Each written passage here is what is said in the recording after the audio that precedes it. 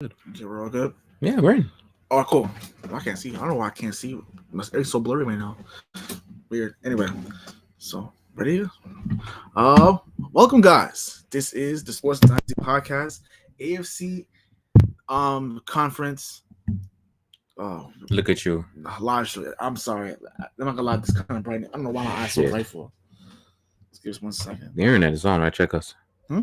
Check us. Yeah, I'm checking right now. Okay. Here we are.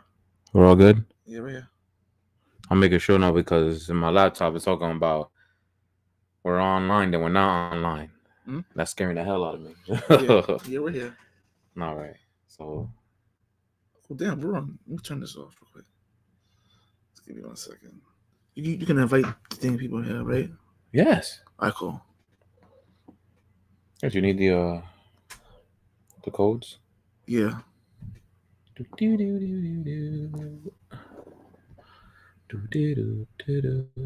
already on it though.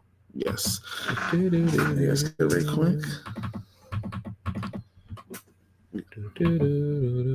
It was 1 second. You ain't know how things go with Sports Dynasty. We got to figure bull crap out before we start all the fun.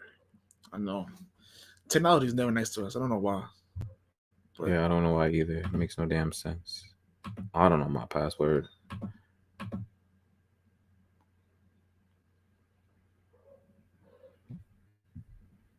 Yeah, but just a reminder, this is going to be the AFC edition. We're going to do this again next week for the NFC. for the NFC. And I'm actually kind of looking forward to that one a little bit more than this one. We just did it. I only did it that way because the NFC is the defending Super Bowl champion. So I did it that way. Save the best for last. And just get the AFC out of the way right now. No, I got you. So I understand 100%. No, wait, there's your face. Now you just make sure you don't put the wrong one.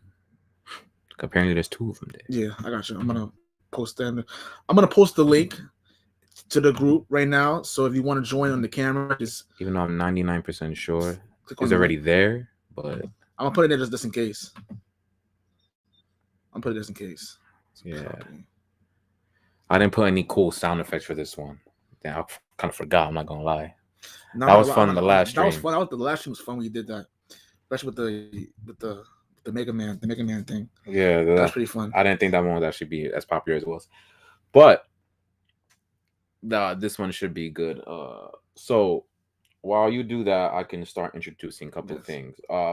So we're gonna have these two live shows this week and next week. Probably take another week break, and then the week of the actual week that matters, week 1, we're gonna have a whole giant predictions episode when it comes to records for everybody, playoff predictions, award predictions, all that cool stuff. We'll be doing that the week of week 1, but that'll be on the podcast feed, not live show.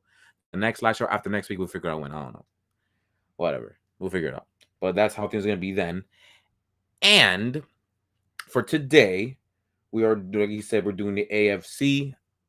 This is more like, since we didn't get to do the guide this year, we want to do this instead to kind of make up for it. So things that we would normally put on the guide 2 series we've done the last 2 seasons, we're going to cap on that here. So we're going to be doing what are the team's ceilings and floors. Okay?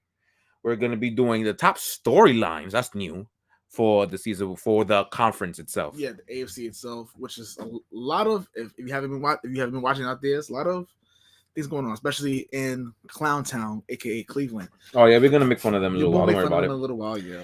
And for the last question, what teams are gonna break out and which ones are going to digress or degress or whatever you people want to say? But those are going to be the 3 questions we're asking for all 16 teams of the American Football Conference. I don't know what division we're going to start with, but that's how it's going to be right now. I'm just pulling up the standings just because I forget, because that does happen to people sometimes. Oh, man.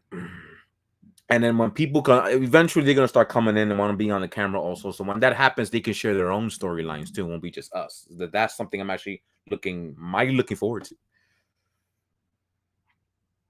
Okay. All right. So I got the standings here, and it's actually going towards the order from last year based on seating. So Right. you already know those things are going to be completely different. All right. So before we start, make sure one more time that we are on. Yes, no problem. Last thing we need is Facebook to screw us again. So let's see. It may be more Yeah. my laptop. So far we're good. Yeah. Yeah, we're good. Yeah. Take out the mute. I want to hear it. Yeah, it's on.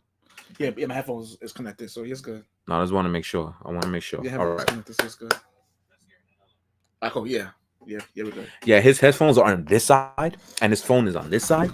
So I'm hearing my voice here, while he has his phone there, and that's messing up my head. And like, I don't understand what's going on. Oh crap! The chat. Oh, I forget about this. You know, we don't do live shows that often. Maybe we should. Yep, we're doing the AFC right now. Yes, sir, Richard. We're gonna get to your Cowboys next week. But you can still join on if you like. Oh, heck yeah! I'm sure you got lots to say about stuff, man. Please come in. I'm gonna send Tulio the. I don't know why it should have been right there. I'm gonna send Tulio the. It's on the thing now. Probably when you asked, it wasn't on the group, but it's on the group. The chat's 100% of the chat. The link is 100% on the group. Probably more than once. I send it to you, Tulio. If you're still listening, just send it to you. Of course, he's still listening. He's an OG. What you mean he's not listening? No, I'm saying he could have been like the GOAT. You could have logged up real quick and try to find it. I like how Melon fixed the chat, because I remember before we couldn't see anything about Facebook. Now we can actually see both of them now. Yeah, we can see both of them. We can see their names and stuff, because that was annoying. Like 2 live shows ago, we had to go to Facebook to find out who was talking. You know what I mean? And like it was absolutely ridiculous. We're stalling just to see if we get some. I don't want to start and then somebody comes in and then we gotta start over. Yeah, true. That's kind of why I'm stalling, trying to see if somebody pops up in the next minute or so before we go ahead. But in the meantime, do you want to do it by divisions or do you want to scope this by standing from last year? I think it's fun. Do it by standing. Do it by standing. So we're gonna go from garbage to good in Tennessee's case. Yes. Yeah. Which way? We'll do Let's do garbage. It's fun. You're gonna start from garbage fun all the way to good in Tennessee's case. Yeah. So all right. So a lot of people they're signing right now. So you give them a second. All right. So we got it. Oh, I can wait.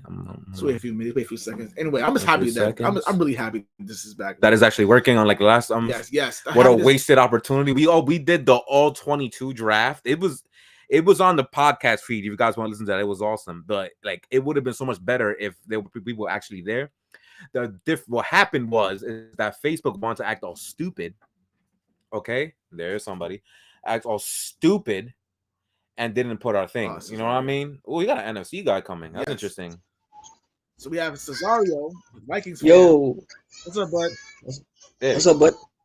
Doing good. Everything. Even though this is an AFC show, you can still come on and give your takes on the AFC teams going on right there. So how are you feeling there, bud? Pretty good. I think every AFC team is doing pretty good as of now.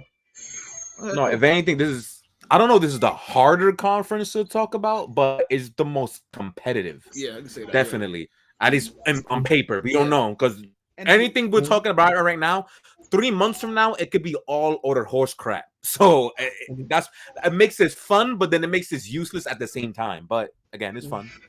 It gives us something to do for the last 2.5 weeks before real football begins. Real football begins. Damn, I'm excited, and not at the same time. I'll explain to you why when we get to the AFC East.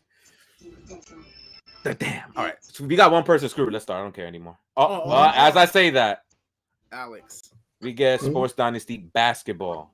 What's up, brother? Oh, he's wearing that jersey. He just retired. He's retired, man. This is great, man. James White. What's up? Doing good. All right. We get started. With more people coming, they'll bring them in too. I do have one question. Why is the headphone still connected though? All I heard was click. Oh, I thought disconnect that. Of course, I get a text from someone, even though he knows I'm doing a live show. The bastard. I hope he sees this too. Yo, so Julio, Marquise, how you guys feeling about tonight's game against the Carolina Panthers? we're gonna get to that right now. Like I said, it's just the preseason. I'm not gonna lie to you. The last game we saw, I watched against the Giants, it was like I couldn't really tell what I was looking for. You're saying too much. We're gonna get there. We'll get there. We'll get to New England actually a while from now. They're actually made the playoffs, surprisingly. So we're actually gonna talk about them later. We're gonna start with the hilarious Jacksonville Jaguars, who actually might take up a few minutes because they did a lot of. I'm gonna go with stuff. I don't want to say good. I don't want to say bad. I'm gonna go stuff. Let's stay nice and neutral, nice and diplomatic. Even though that's not how Sports Dynasty rolls. That's not how that rolls, and the Jacksonville Jaguars don't deserve. And the minute that happens, somebody posts right, and then it says Facebook user, not their name. Now I have to go to the Mother Trucking Show and see who said that, so I can give them their shout outs. Minneapolis, Minnesota. Oh, he's a Vikings fan. He's a Vikings fan. That's Skull Johnson, cool guy. Yeah, and he says Titans will win the AFC. Wow. Explain to us why, please. We're not gonna get to the end of the show, unfortunately, because they were first seed. But I would love for you to tell me why. Please tell me in the comments, or you want to come on. It's free for you, man. But that's an interesting take. I don't think anyone that's not a Tennessee fan would say, to be honest. So interesting take. I can't wait to hear why. But yeah, the Jacksonville Jaguars. Yeah. They made splash is usually a positive term. Should I use the word splash?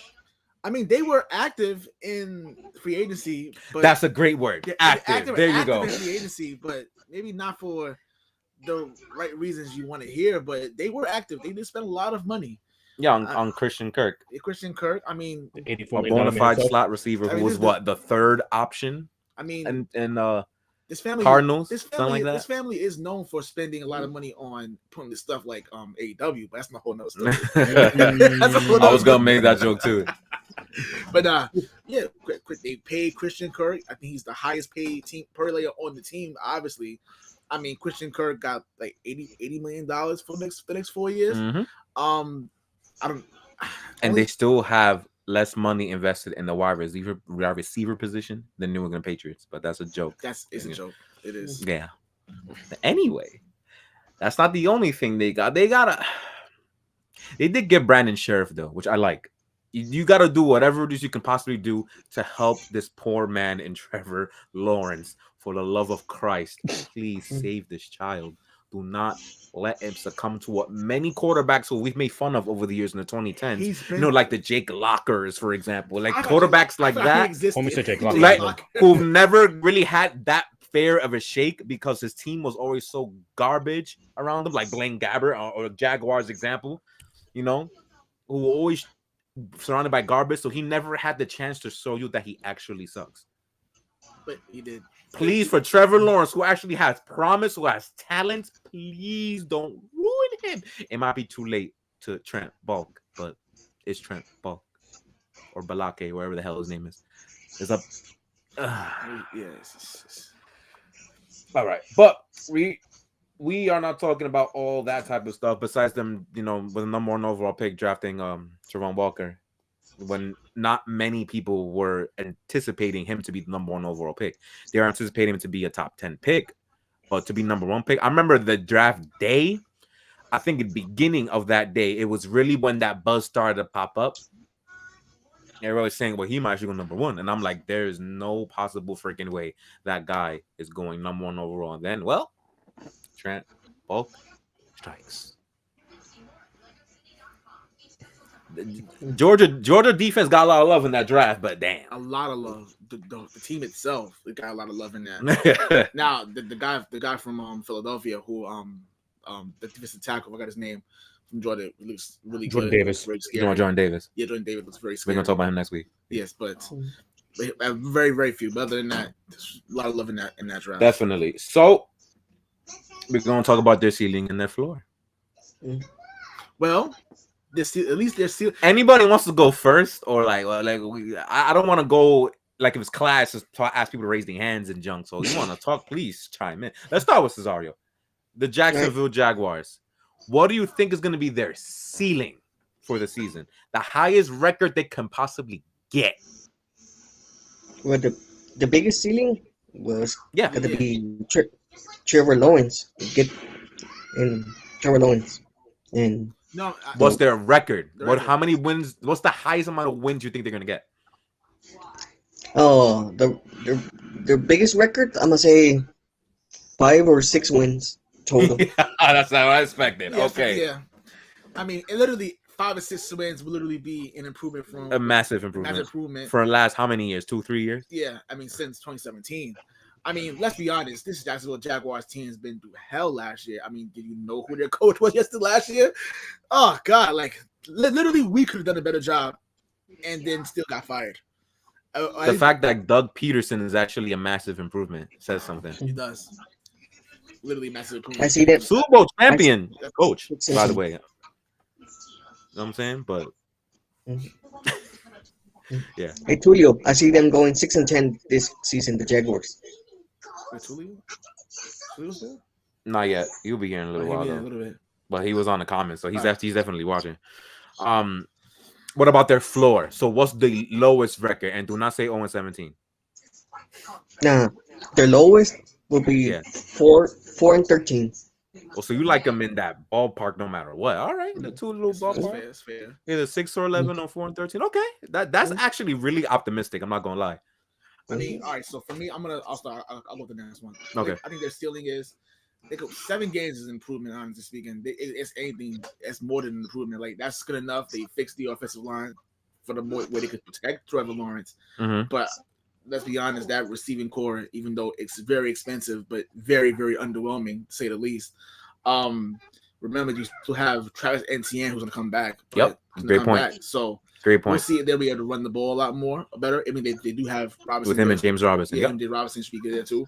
So if you're not too sure if obviously the receiving core is going to be much of a liability, especially on offense, run the ball a lot and not try to put too much on Trevor Lawrence. You know, if you don't have to.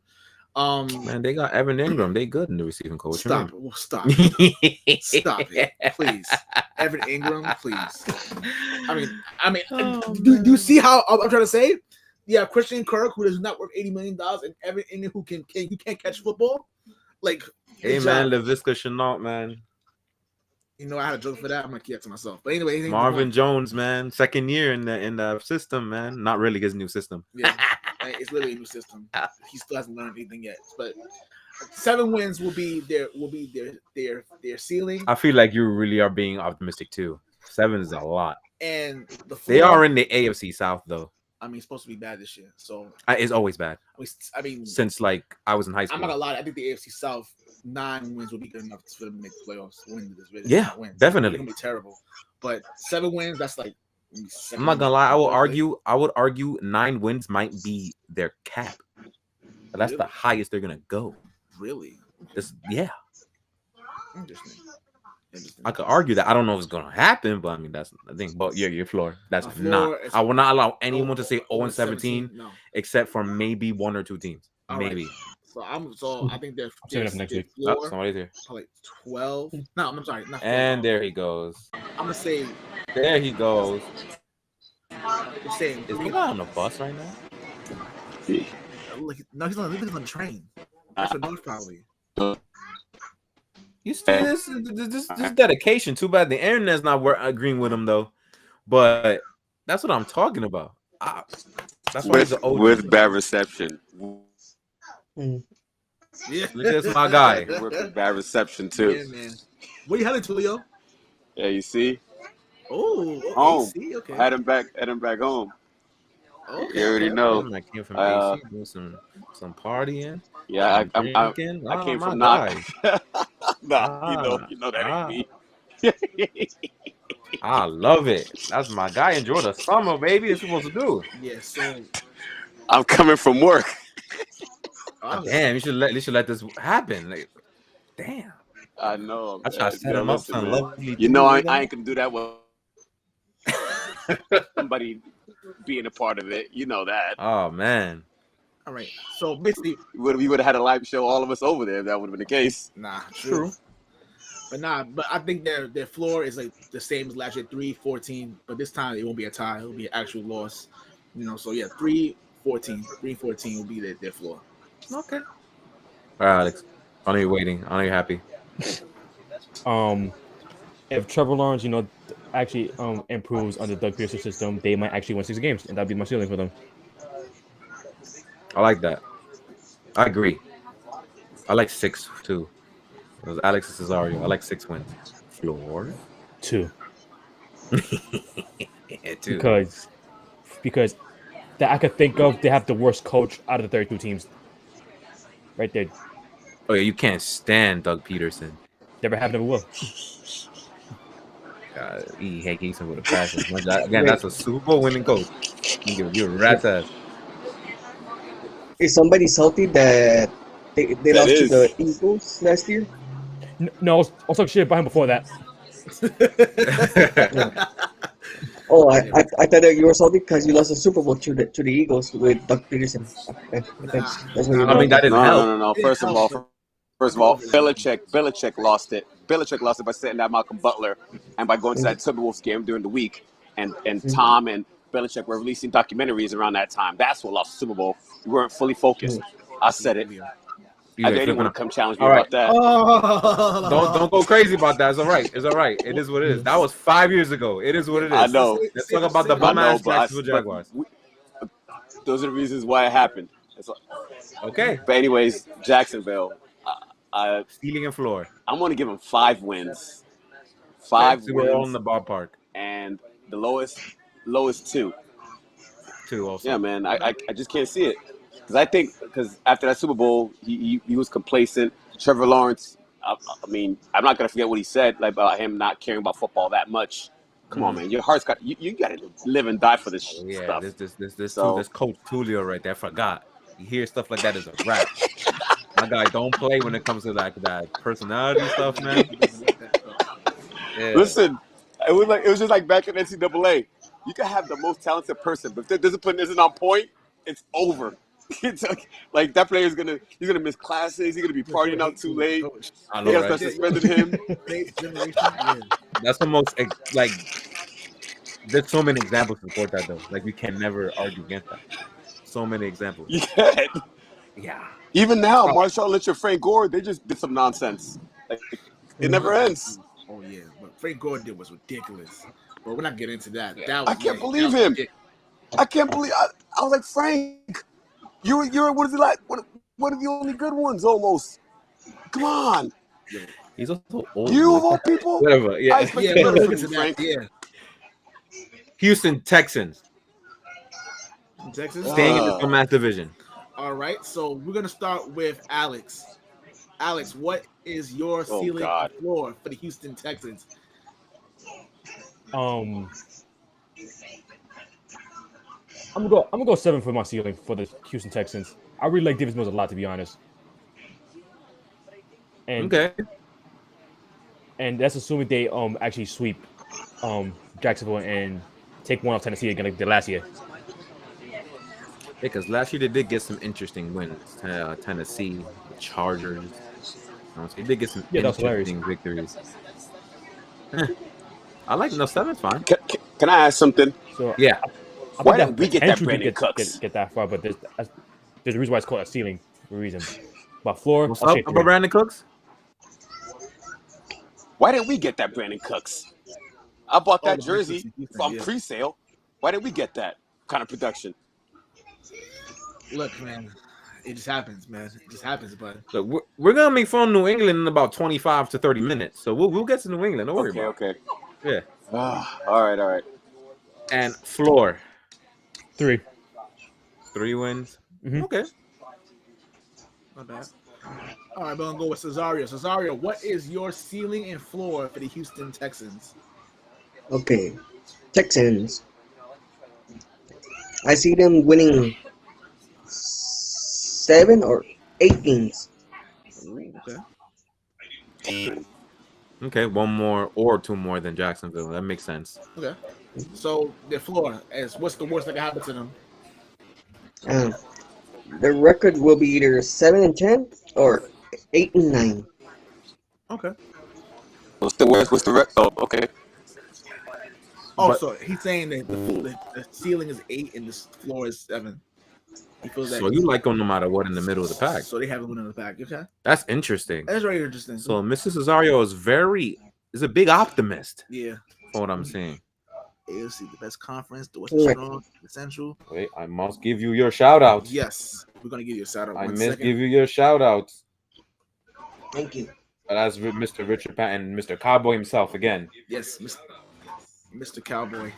I miss you, buddy. Man. We really miss you, but the last time you hung out was so much fun. Nah, it was fun. Like, you come out to New York, let us know. There you go, right there. That's Mr. Richard Patton, Mr. Cowboy himself. AFC is the best conference in football this year. The West is strong. The Central is strong.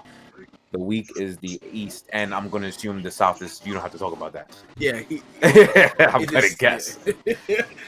Okay, so what's that? I miss Tulio. Yeah. Okay, they're gonna win at the most 6 games. Floor is give them 3. I'll give them 3 because they're not seeking on anybody there. We saw that kind of non-state poll, those rookie wins or whatever. That ain't gonna happen this year. That's cool. You know What was I mean? the ceiling? I'm sorry, They I have, didn't they get have that. all this kind of film on Davis Mills. They have this film on Davis Mills, and they're not seeking up on anybody this year. Oh, he said screw the Texans. Oh, oh, dang, That's crazy. I'm just saying. Come on, but I will say this though. Somebody, we're gonna say how good you really are. I will say this. Their pickups, I didn't really vibe with it like that. You know what I mean? Because they have an old New England GM and Nick Caserio, and he tried to do the stuff that Belichick does. You know, which get the loaned in guys off free agency or whatever, not trying to get any real talent and do something decent off the draft. You know what I mean? That's what he's doing. I don't know if he's been watching stuff in Foxborough as of late, but that hasn't been working. So I don't know, man. We'll see, man. We'll see. Yeah. Okay, so for the Texans, Going for have one offensive coordinator, one true offensive coordinator calling the plays. That's the bag. not bad. All right, yeah, it's terrible. All right, so AFC Houston Texans. For me, their ceiling. I mean, they do have a new coach. Lovie Smith is a dinosaur. Let's be honest here. Yeah. He's a dinosaur. I don't expect him to do much. So to improve the team, whoever from the coaching standpoint, you're better off keeping the other last year. I don't know why his name escapes me though. But yeah, what was the point of firing the coach last year? What was the point? Just to go with Lovie Smith. Like, you didn't do anything to improve yourself. So there are 3 teams Broncos, KC, and San Diego. that Mr. Rich Pan thinks gonna make the playoffs to see off the AFC. From I the love how you West. said San Diego, which I agree. When you're watching football for, especially him, as long as he has, it may be impossible to get that stuff off his brain because it's barely enough to get it off mine. Yes. I'm gonna say their ceiling is 6 games. I mean, it's really not much, but hey, they won 4 games last year, so they'll win 2 more extra. And I think their floor will be 4. I guess the same as last year, 4. I feel that the moves they made. I mean, they just fielded a team just because they had to field the roster. Yeah, I'm with you. I like core as the floor also. This is technically actual year 1 of the big rebuild under Nick Caserio. So he got all the picks in now. So he's really starting his drive here. No, they drafted the rookie corner who should play well. We'll see. We'll see about that. It all depends on Lovie Smith, this coaching hire. You need to nail that, and he needs to have synergy with Davis Mills, which I don't know if that's possible. I don't think it's gonna happen. I think outdated as a coach. He should have stayed in college. Honestly speaking, I understand he was in college and whatever, but Oh yeah, I forgot about that. Yeah, so I like their ceiling to be about 6 games. Also, I expect them to be around a top 10 pick still. They still have Cleveland's pick too, right, for this year also. Yeah, they do. Yeah, I believe so. So either way, they're more than likely gonna have 2 top 10 picks or 2 top 15 picks. So the rebuild continues. No one's really expecting anything from the Houston Texans, and they shouldn't, because why would you ever? Yeah. One more comment before we continue on. Patton again. Yes, he is a Cowboys fan, Mr. Rich Patton, but he has no expectations because when he does, he gets let down. That sounds about This right. is why I like Richard, man. He's one of the more realistic Cowboy fans that we know. Yeah, that Like sounds about right. he really know what time it is. Unlike other Cowboy fans who thinks that yeah, not get to that. Nah. Yeah, we are AFC. Yes. The New York Jets. Talk about splashes. They made a crap ton of splashes, especially in the draft. Their draft actually was graded arguably the best out of everybody. And I actually agree with that. They got really nice players in this draft. So you gonna start? I'm gonna start because Okay. I'm gonna start. I was one of the people in the group that was very impressed with the Jets. First of all, Joe Douglas has really now that it's like his really like this is real first year doing it, right? Yeah, having his own. This is his second year, really second year, honestly. No, but I didn't. They didn't hire him like after everything last year, though. No, that was the year okay. before. So this is really his second year of having the team under his control. In the last two drafts, he's hit on a lot of good picks. The offensive line was a big problem last year. If they can stay healthy, they can protect Zach Wilson, which they're doing a bad job at so far because my guy back then is out for the season. Yes, out for the season, but and then Zach Wilson might be out for the first couple of games of the season and this is why, even though I'm pretty sure nobody picks Zach Wilson in fantasy, but this is the reason why you wait before you do your fantasy drafts for that exact reason. So somebody that's notable gets hurt and you drafted him, you're screwed. Yeah, that's crazy. And I think overall, like I said, until if they can bring it healthy, they'll be competitive. I think that's what a lot of Jet fans want. That's what they're hoping for. Yeah, they're hoping for it to be competitive because let's be honest, the beginning of the schedule is brutal. They play the entire AFC North, the first 4 games, and then they have a ton of playoff teams they got to play in between that before they even get to the division. So that's already a tough stretch right then and there. But if they can remain healthy, I feel that the sky's the limit. And the Jets have been really terrible for the last 10 years or maybe longer. But with a little couple spurts there, but the sky could be the limit. I think if everyone's healthy, they can win six games. 6 games is their ceiling for them. For me, if everything was healthy, everything's going well. But wow. 6 wins, 6 games. Wow. Because I see where you're coming from. Okay, yeah. They'll be competitive. I get it. As far as the floor, if everything goes wrong, which usually it does, and it may not be entirely their fault, 3 wins. Especially if they're not healthy, but at least if they're competitive in these games, we'll be fine. I think they'll take it. But like last year, how a lot of the games early on where they were just not competitive, they were like they wasn't even a real football team. But I'm gonna go. 6 wins is their ceiling and their floor 3. Well, 3 wins. Ooh, it's just I like their talent pool. I like it too. It's just the schedule is way too brutal. I'm gonna get to that. It's not just that their talented players are young as crap, and then their coach didn't have the best showing last year. Even though I get it, but I want to put it to you this way. So last year, the AFC East actually had a pretty simple schedule, especially going up against offenses, but the Jets still have the worst defense in the NFL. He's supposed to be a defensive coach. Like, I get that you lost because you lost Carl Lawson before the season even started last year. So you really lost your pass rusher. I'm saying they didn't have that many good corners outside of one last year. I get it, but when you have the Patriots, for example, being a top 3 defense, and you saw how they were when they played against good teams later in the season, how much they got diced. If that team was able to be a top 3 defense, how are you 32nd with this basically the same schedule? So that's why I'm saying maybe the coach didn't have the best showing last year. Especially when you have top 5 defenses in your division alone. So now they they have to deal with that coming this year. But I like their talent pool. It's just their youth scares me. Amon Gardner, Jermaine Johnson on the edge. They're getting Carl Lawson back. You know what I'm saying? They're getting some players on defense to really step it up and shape it up. But it's the fact that your schedule is motherfucking brutal. It's real bad. It's real bad. Baltimore, Cleveland. Cleveland is not really that good because of all the hilarious stuff they're going through, but they're still a more talented team than you at this point in time. Since the defending AFC champions in the Cincinnati Bengals, Pittsburgh, Buffalo twice, New England twice, Denver, Green Bay.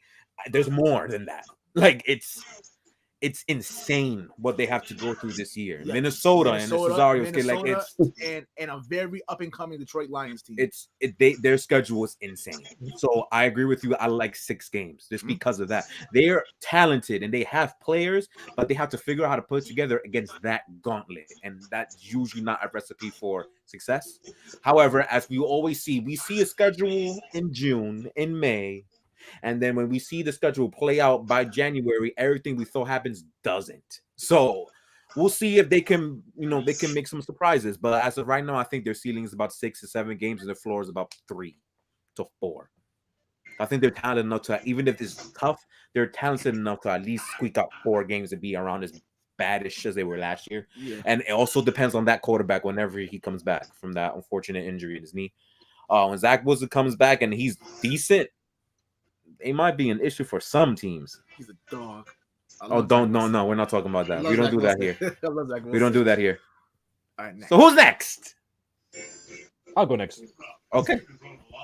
My ceiling for them, since I'm looking at the schedule, in the beginning it's tough, but down the stretch it actually gets very, very simple. The ceiling I'm gonna go with 8.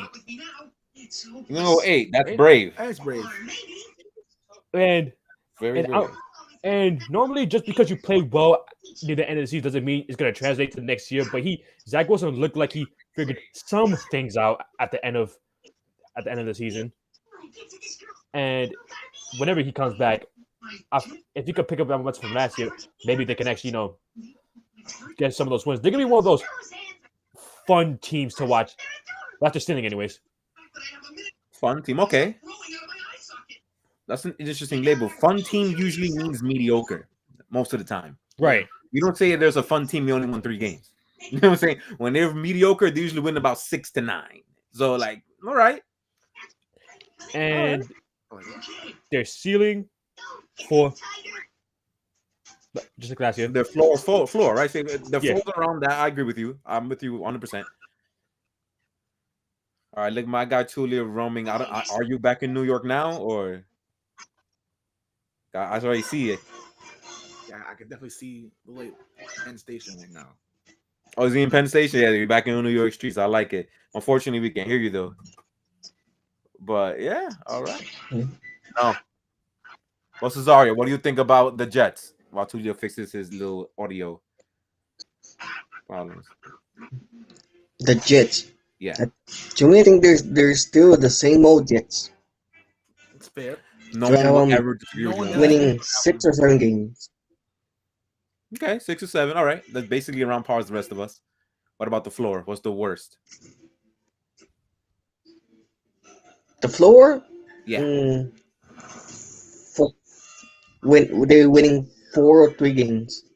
Yeah, so you're about around the same as us. Okay. Yeah, that's all really us to say about that. Like I said, I really like their talent pool. They even got that running back. I forget his name. Breece Hall. Michael Carter. No, the rookie one. Breece Hall. Breece Hall. There you go. Hall. Yeah, even him with Michael Carter paired together, the good rushing attack. Their quarterback got to be good. Their coach got to be good, and their offensive line got to step it up. That alone should be able to win them about 6 to 7 games before the defense gets together too. This is actually a big redemption story, if you want to call it a redemption story, for Matt LaFleur's little brother. Oh yeah, because offensive coordinator. Yeah, obviously because he was, even though it's not really his fault because he's literally on the job training, but that offense was awful under him. The first couple of weeks was awful. Yeah, it was really bad. It was terrible. But we'll give him the benefit of the doubt. It's literally learning on the job. Let's see how you can do this year. So 100%. Yeah. Tulio. I'm pretty sure you still can't hear him. Yeah, you still can't hear him. So since we can't hear you, if you want to put it on the chat, because we're about to move on. Because it's already been 40 minutes since we started this. Really? Yeah. You already know life will go by fast. Ooh, this will be fun. Is there really a Central Division? No. That's back in 1980. Yeah. This is the North. The last time you seen Central was in 2001. I know. Yeah, 2001 was the last time you had her. Yeah. Yeah, because if there was a Central Houston, whatever. Division, we should have been there. We'll see about that, man. No, back in the NFC might have been all right. The Denver Broncos. Ooh. Now we're heading into the AFC West. First one in the AFC West. Who wants to start with it? Still can't hear me. There you go. Yeah. Background too bad, though. We'll be out in the New York streets. Now I can't hear you again. We can't hear you again. Can't hear you again. Can't hear you again. So the Denver Broncos. Broncos country, let's ride. Broncos country, let's ride. Oh my god. Broncos country, let's ride. Let's ride. Broncos country, let's ride. As Russell Wilson, the big pickup for the Denver Broncos. They have a quarterback, not just a quarterback who was all pro level. At least the last time we saw him, he was all pro level. See how he is now. And I'll start. I ain't start yet. So that's their biggest pickup. They also got Randy Gregory on the defensive side of the ball. This is year 2 for Patrick Surtain, who had an excellent rookie season. So we used a lot of great things to really expect our Denver Broncos. However, they also have a new coach. I believe was his name. Nathaniel Hackett. The Hack guy. That came from Green Bay. Offensive coordinator from Green Bay. Or offensive personnel coach from Green Bay, rather. They have him now. So I always love to say this. When there's an offensive coach and there's especially a new quarterback, I need to see how fast they get into their synergy before I give them any legal things. Yo, can y'all hear me? Yes. I don't know for how long though. All right. At Jets 7 wins. At the least, they're gonna have 4 wins. Go ahead. All right, cool. Got it. All right, Jets 7 and Jets 4. So we're all basically around the same ballpark. I like their ceiling, the Denver Broncos, to be. I'm gonna go with 11. No. That's what I think they're probably gonna be. I'll get back to y'all when I. Yes, sir. I know what you're gonna say. When you get off the train, or at least above ground. See you, sir. Yeah, I'm gonna go 12. That's their ceiling. Everything goes. I'll see you in a bit. Yes, right, sir. I got you, brother. If they were to stand losing, who do they lose? Is it Tim Patrick? Yeah, Tim Right? Patrick, That yeah, sucks. yeah. I thought he was gonna have a big year. Me too. Because that's the big body that Russell Wilson throws some of the prettiest and best deep balls in the league. If he had Tim Patrick go downfield for him, that would have been insane to watch. But he still has a great receiving core in Judy and KJ Hamler. And apparently, from what I'm hearing, Courtland Sutton and him actually are pretty nice together in training camp. So we'll see how that happens. So he still has great targets to throw to. A better line than arguably he's ever had in Seattle. He has here now. And a pretty good defense. However, now that Vic Fangio was gone, now we're going to see if it was talent-wise or it was Vic Fangio doing his crazy play calls. Because as much as we destroyed him last year and as much as everybody made fun of him, he actually is a great defensive mind. So we're going to see the difference. But everything put together like that, and Randy Gregory does at least what he did in Dallas last year. Nah, him and Bradley Chubb should be a nice duo on pass rushing. Nah, that's a 12-win team, and they have a real big chance to win the AFC West if everything goes together. But that's a lot to ask for the first year of all that change.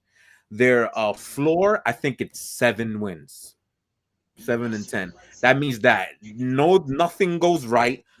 There's no synergy between the coach and the quarterback at all. Their defense does actually drop off because it was more Fangio than it was the talent pool, and the line drops off too because they had some up and down moments last year. But the year before, I think it was 2020, their line was actually really good. If they don't find the middle ground there, the line's actually pretty garbage, and that's a huge problem. But they're still going to win like 7 wins because they still have enough talent to get there, but not playoff enough. But if middle ground is like 10, 11 wins, which should be able to make the playoffs. And according to Mr. Richard Patton again, him alone gives them about 10 wins and gets them in the playoffs, even if it's just a wild card berth. So those are my 2. So I got 12 and 7. Okay. Well, who was that? Cesario. Denver Broncos. I see them winning I see them winning around 12 or 13 games this season. Well, what about their floor? Their floor could be winning 9 games or 10 games. Ooh. Okay, so you have That's them a pretty up. great scenario. Yeah. I'm not gonna lie to you. The piggyback on Cesario, I kind of agree with him as well. Okay. I kind of agree with him as well. I That's think a good football team. This is a good football team. Only thing, they had a great all around roster. Just needed a quarterback. Now, unfortunately, due to our great friend Mr. Elway's inability to develop a quarterback, go draft goes to take one from someone else's team. I don't have a problem with that. That's fine. And this team, especially, they have now Russell Wilson has an offensive line that can protect him At least longer than Seattle did. Seattle can. Yes. He has a lot of weapons there. Great running game. Yep, I didn't even mention that. A great running game with Monte Williams is really good. Monte Williams and Melvin Gordon. I don't know why he's there, but whatever. But I'm saying they still have a decent tandem together. Sure. But for the most part, yeah, I'm gonna say their ceiling will be 12 wins. There's floor 9 to 10 games. I think this is a playoff team. Even with things going wrong, I still think this is going to be a playoff team. The AFC is so wide open, but I think their schedule kind of like really benefits them a little bit for the most part. Because they were just out the play, so they're not playing. The schedule isn't terrible. It's like in the middle where they can really bullshit some games and win games. Yeah. But the games they were bullshit with Drew Lock, they would win entirely with Russell Wilson. So yeah, that sounds like a good point. The hard teams they got to play is San Francisco, their entire division. If you want to count Indianapolis, they have little question marks on their own. The Los Angeles Rams is like that, and I won't play out Arizona. They will have DeAndre Hopkins by the end of the season. So December. So they have some games, but as long as they get even with their division 3-3, Bengals 10 wins in second wild card. 10 wins. And he's probably thinking that's their floor, if anything, because I agree with him. I think this is a real team. It's a really good football team. Good football team on paper. To see they could I like that on paper execute it. So like I said, anything could happen. You know how last year how wacky the NFL was. So who knows? But this is a good football team on paper. In my opinion, that ain't ever going to change. It's always going to be a wacky season for the rest of our days. There's only one left. Alex. All right. My ceiling is 13 wins for them. Especially if Russell Wilson could actually stand behind there and actually throw the ball with actual protection, and can actually bounce off the running game with Javonte Williams. Yeah, I don't see why they can't win 13 games. Sucks they lost Tim Patrick, but again, they still have 3 adequate receivers. They have a solid tight end, Albert O, and not really much more to say it. And their floor, hell, they won 7 games last year with Teddy Bridgewater and Drew Lock at quarterback. I don't see why their floor can't be 9 wins. So I have the worst floor. Man, I'm just trying to be a little realistic because crap happens, man. Yeah, it does. But like I said, it's a good team. It's a good team. They'll play the definitely this year, so team, no question. All right, now we're going to the north. The Baltimore Ravens. I'm gonna start with Baltimore. I mean, people have to understand they had a really the hospital and the injury bug really bit them in the ass. And they were 8-3. No. Their highest was percentage rather 8-2. Yeah. Before they started losing all those games. Yes, they were the number 1 seed at one point in the AFC before the injury had them. Lamar Jackson was literally in the midst of an MVP season when he got hurt. But again, this is a team that I feel that despite finishing last in their division, they're gonna come back for a vengeance. I expect them to come back for a vengeance. I expect Lamar to have an MVP season. I'm gonna stand by that. I'm predicting him to have an MVP season. I'm not saying he's gonna win it, but he's gonna play lights out and show that why he's Lamar Jackson. Mm-hmm. And we're gonna stop disrespect. Well, I'm gonna stop disrespecting him. But yeah. I'll stop disrespecting him. Yeah. I was his biggest hater 3 years ago. Yes. I think their ceiling it will be 11 wins. 11 wins is their ceiling, and their floor probably 8. Probably 8. It's giving given Interesting. injuries, if injuries happen again. But I'm not really 100. Besides Mark Andrews and maybe Rashad Bateman, we still got to see more from him. I don't. This receiving core is really nothing to brag about. Honestly speaking, they're gonna run the ball a lot. The usual. The usual. But as far as this, eventually you're gonna see Mark Andrews get like at least 80 catches this season because that's the only place you're gonna throw it to. Other than that, I don't know. But yeah, I'm gonna say 11s is their ceiling and the 8 is their floor. Before we continue on, is Mr. Pan coming up again? As much as I hate to admit it, Denver will be good this year. KC is the class of the West still, but Denver and the Raiders will be a challenge. I can't get mad at that. Say what you gotta say, boss. Say what you gotta say. Well, I think, Any more? More. All right. I think Zario, Denver should challenge. I think Denver will challenge the Chiefs. I don't think the Raiders that much. We'll get to them because they were a playoff team, so it's gonna be a little bit before we get to them, but we'll talk about them. Baltimore. All right. No, what will be their ceiling? Baltimore Ravens. Yeah. Yeah. Somebody tell my buddy Mike I see his Ravens winning 12 or 13 games. Okay. Is that their ceiling or that's what you're saying? That's what I'm saying. Ooh, damn. Oh, damn. Okay. Oh, all right. Their floor. Mm-hmm. I see them winning 8 and 9. So it's basically the same as that. they're Yeah. actually similar. Oh, it's a trap. I'm sorry. Yeah. Yeah. All right. Yeah. Again, that's a good football team. It's a good football team. All right, let's go ahead. Yeah, 14 wins for me as my ceiling.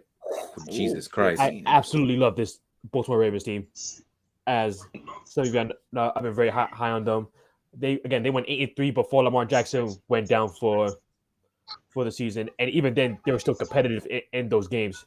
They gained their players back, so they're gonna come out with a vengeance. And they traded a first round. They traded that's the first pick. They got a first round pick for Marquise Brown, who got 1,000 yards, but let's be real, his hands are basically non-existent. Exactly. Shout out to Adonis. And yeah, friend of the show. Facts. And since they play the AFC East in the first 4 games, that's fun. They play the NFC South, and Lamar Jackson wants his money.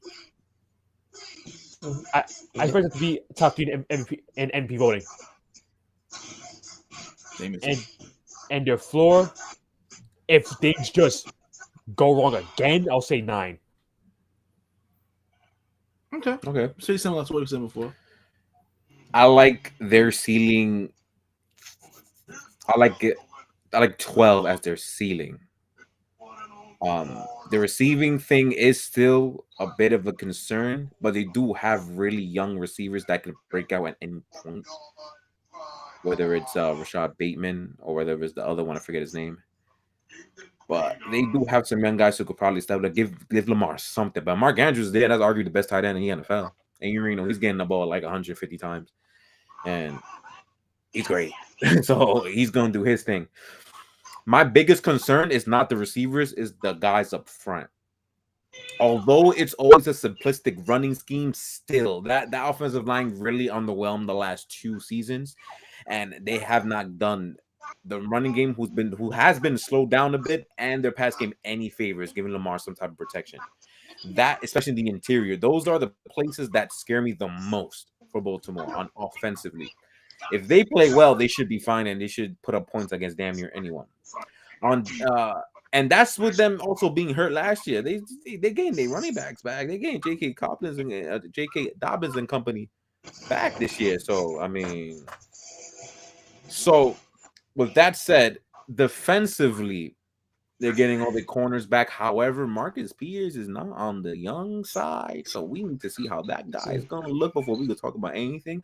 But they do have a nice new safety tandem, and I'm interested to see how they implement those guys and rookie Kyle Hamilton and Marcus Williams from the New Orleans Saints. I'd love to see that safety tandem, how they play, because if they kick ass, they're gonna kick ass. That should give a lot of options for the front seven to go ahead and go back to the heavy blitz package they normally run for the last 3 years in Baltimore. So I like 12 wins, especially if the schedule isn't the craziest. Like I said, they play the AFC East first, which is insane. They literally play all 4 teams in the AFC East in the first 4 weeks. I don't think I've seen anything like that. It's very interesting. Kind of lazy, but also very interesting. Right, it's pretty interesting, but they play their nemesis, not the Pittsburgh Steelers, because they're irrelevant, as Mr. Patton also said. Right, if that's him, right on the chat that this will be Tomlin's first losing season, so Pittsburgh isn't that big of a threat as they've been in years past. The Cincinnati Bengals, they will play them week 5, one of 2 big matchups to see how the division shapes up for them. After that, they got Giants in Cleveland, then they got against Tom Brady. That's never fun. But the schedule isn't at the second half. It gets pretty easy. They have to go against the rest of the NFC South, which is basically easy outside of the New Orleans Saints. So no, but they're gonna be fine. I like their floor being about 9 wins. Also, they're gonna win games, and I love me some John Harbaugh. So I trust him almost more than anybody else in the league. So they're gonna be fine. They're Baltimore Ravens. They will not get that injury bug again. I'm always ready to bet money on that. They're not gonna get that injury bug again. Yeah, because that was some unfortunate, infamous crap that they went through last year that we arguably never. It might have been worse than the San Fran one the year before. I don't know which one was worse, but they both were. That was San Fran. They were way worse. Yeah, because there was like Nick Mullins was their quarterback, I believe. Yeah, so. And the quarterback was two other bum Lamar Jackson wannabes. I understand that he played most of the season, but when you lose your running backs in a heavy running system before the season starts, that's pretty bad. I'm just saying, I don't think it's way worse. I don't like that part. No. The worst, okay, but way worse? No, it's not way worse. Nah, that game against the Jets where like 12 players like a bare minimum just got injured, including their medical bus got injured, is just like, damn. But both of us started though. There was like 6 players in one game. Like that was insanity. 100%. All right, let's move on. Oh, I didn't think we'll get to them this quickly, but let's go and make fun of the Cleveland Browns, shall we?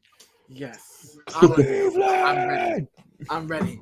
The Cleveland Clowns. I like to call them the Cleveland Clowns because they have made a fool of themselves ever since the season.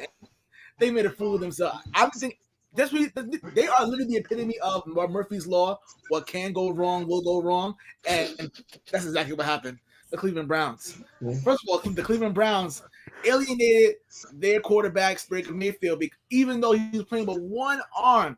He wanted to play hard. He wanted to play for the city. He wanted to do it for Cleveland like LeBron did. No, and it wasn't enough. It wasn't enough because they say, yo, you playing with one arm is not good enough. We want this new guy, Deshaun Watson. He's available, so we're gonna go out there and make him the highest paid quarterback in the history of the league. Mm-hmm. And whatever. So you alienated him. Then you got a guy who just got suspended again for 11 games for $5 million fine. And I'm not gonna lie. For now. Because it's not. I don't think it's over yet. I'm telling you, it's been 2 years. But that's neither here nor there. And no, it's there. This is exactly what we're talking about. I'm talking about as far as like the Cleveland, it just gets worse from there. I feel like we'll be here all day talking about them. So the Clowns have Jacoby Brissett, who's a pretty decent backup. Not last year. Pretty decent backup. That dude was garbage last year. Right? He was. He's a pretty decent backup. He was a pretty decent backup. I don't know about it anymore. Trevor, at least from last year. Trevor, this is me saying this. You know what's bad that when that Tua coming back in that season is a massive improvement than what Jacoby Brissett was that year? Jesus. No, I keep hearing that Jacoby Brissett thing all year. I'm like, no. This dude was garbage. Absolute shit. This is the first time I cursed in this whole live stream. He was an hour in. Yeah, he was ugly. Like, he was really ugly.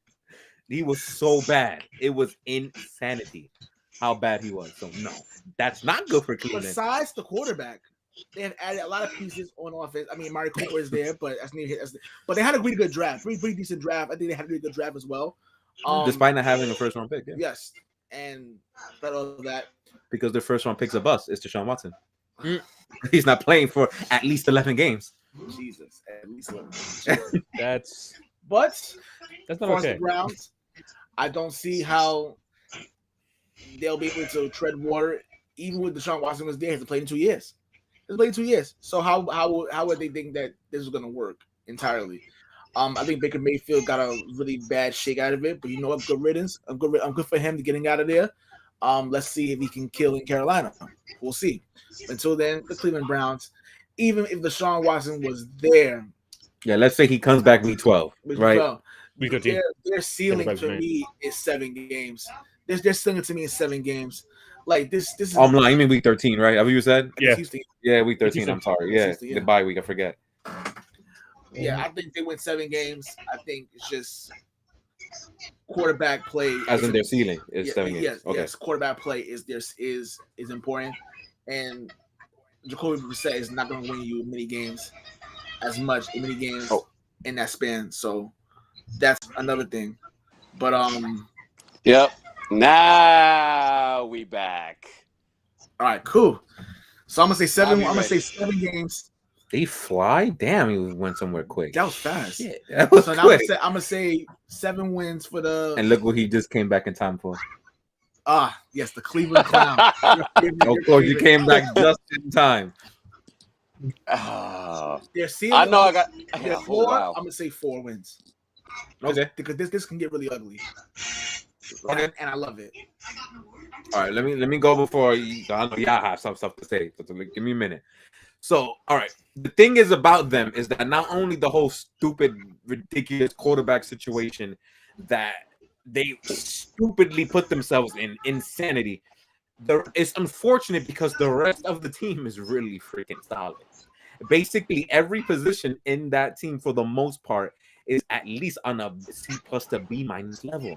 And that's what's very unfortunate about this joke of a franchise that they literally messed up. I don't know what the hell they were thinking on really putting literally all their eggs in the basket of a possible molester. I don't understand.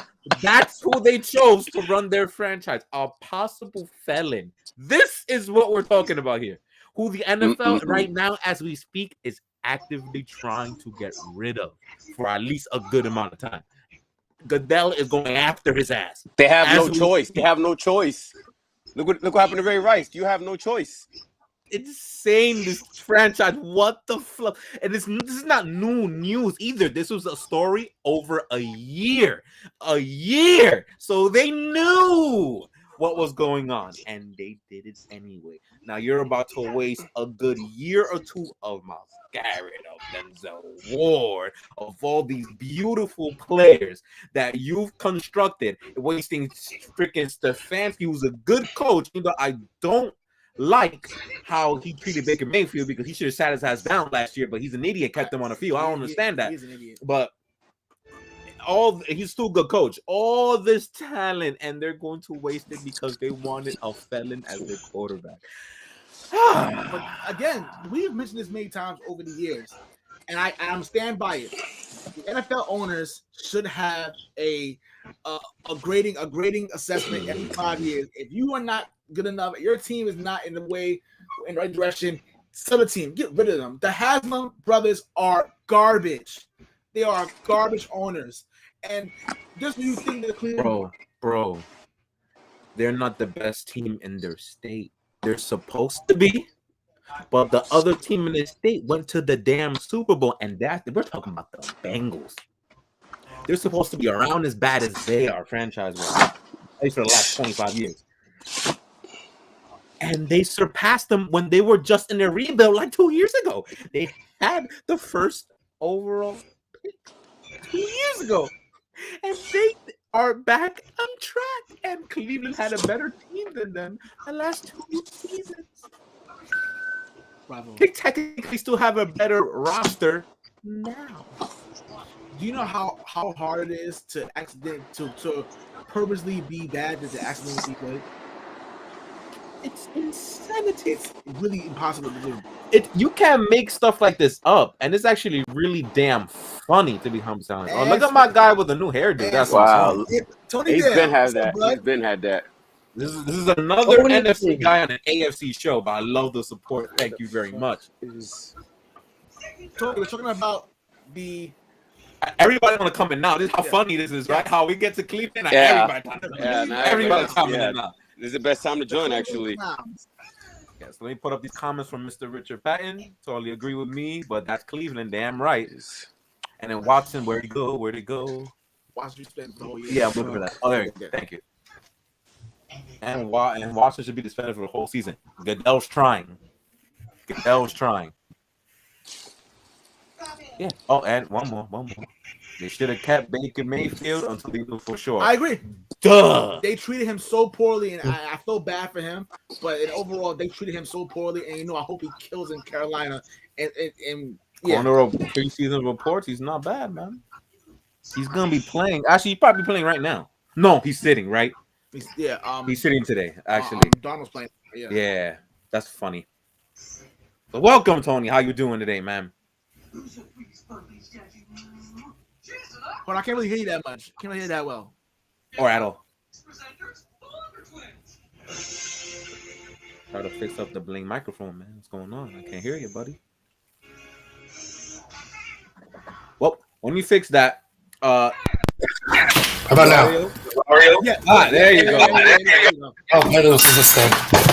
What's up? So the Cleveland Browns. What about them? Cleveland Browns, which we were talking about. What did you feel that their ceiling is, and what's their floor? Oh wait, I didn't do that. Wait. I just made fun of someone. I didn't even tell you my records. My bad. See, their schedule isn't even that hard. That's what's funny too. They actually, What's up, Tony? He is. No. They would have won like 13 games, but instead their ceiling is going to be about what? Maybe I will give them 8 to be nice, just to be nice, and their floor is going to be about 4 games. There you go. Now I can go ahead. They're gonna be a failure this year without Watson. They're a failure. They're a failure franchise. They should have kept Mayfield, and now look what they got. Yeah, it's a joke and it's great. It's a funny joke too. Good for you. Cesario. What about you, Cesario? The Cleveland Clowns. They're still in their floor. The Cleveland Browns. Man, I was seeing them with 10 or 11 wins with Deshaun Watson. Now I see them at 7 or 6 wins at least with Jacoby Brissett. Okay. I love it. Okay. Keep being Cleveland Browns. Keep being Cleveland. I feel Every league needs a joke team. I want to ask David M. Clark how you feel about this. So we'll talk about that another time.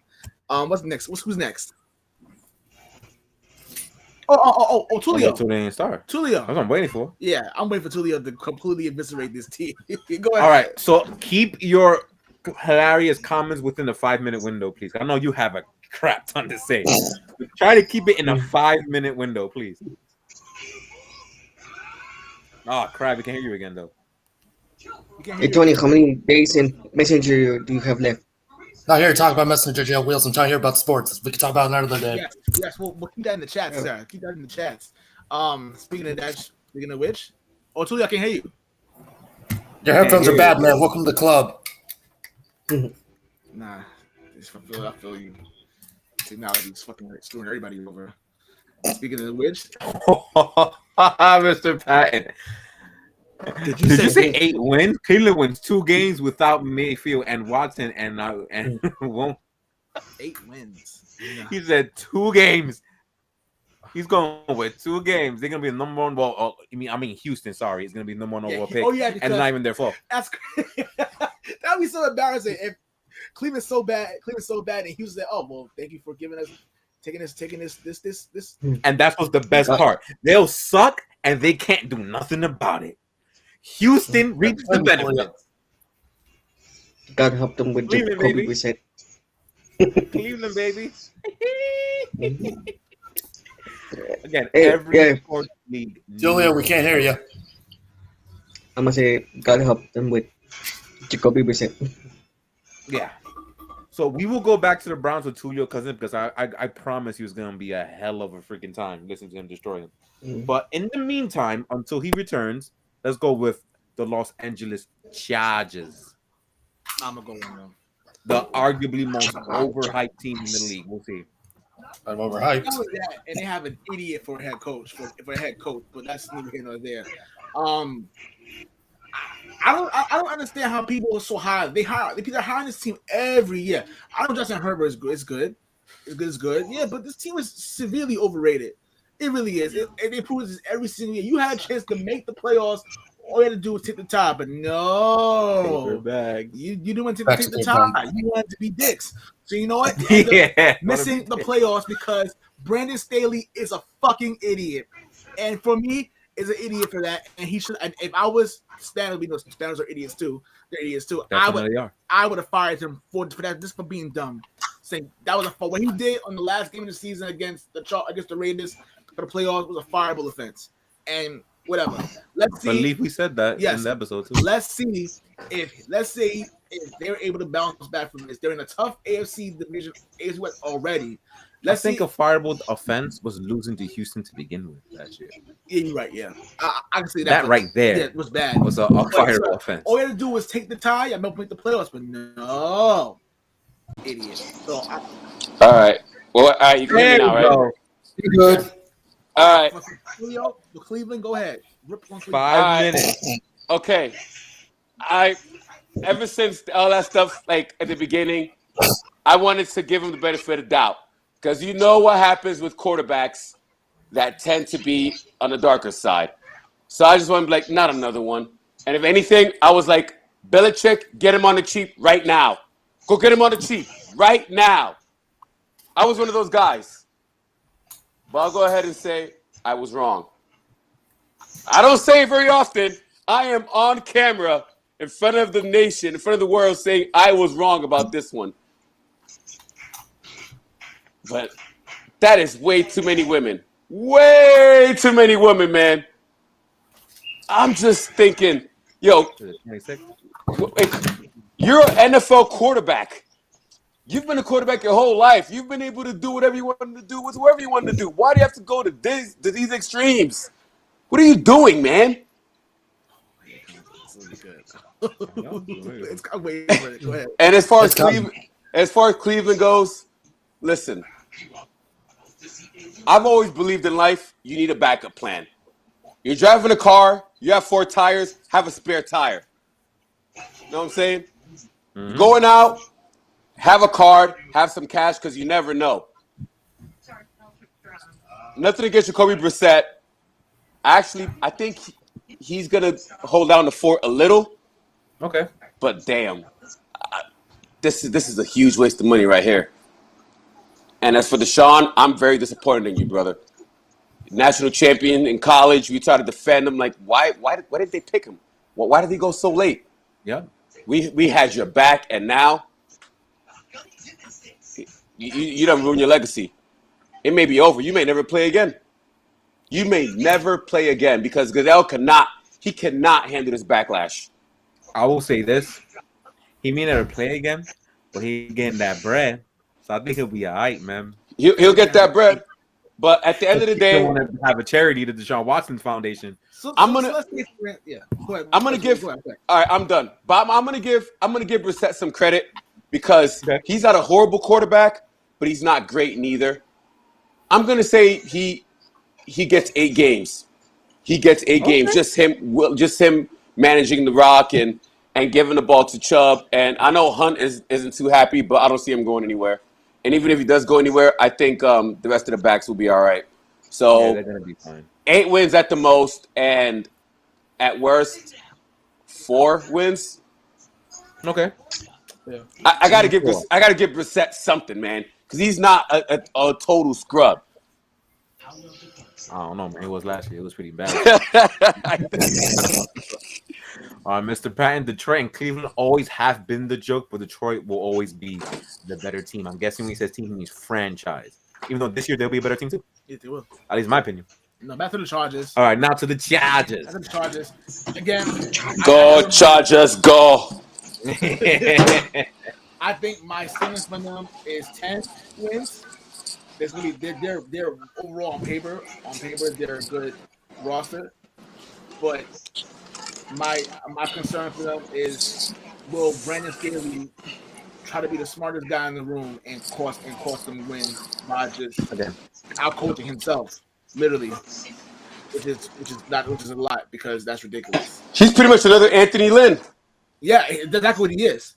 So I'm gonna say the floor is 7, 8. I'm gonna say 8. If things go completely wrong or whatever, who knows? Maybe the AFC West is a dogfight division where 11 wins may be enough, or 11 wins be enough because how crazy that division is. But I'm gonna say their ceiling is 10 and their floor is 8. Okay. Any volunteers? I'm next. Okay. Oh damn. That was fast. You came back just for the damn Chargers too, huh? Listen. Last time froze for Cleveland. Ceiling 7, floor 4. Get that the way real quick. So, okay. The Chargers.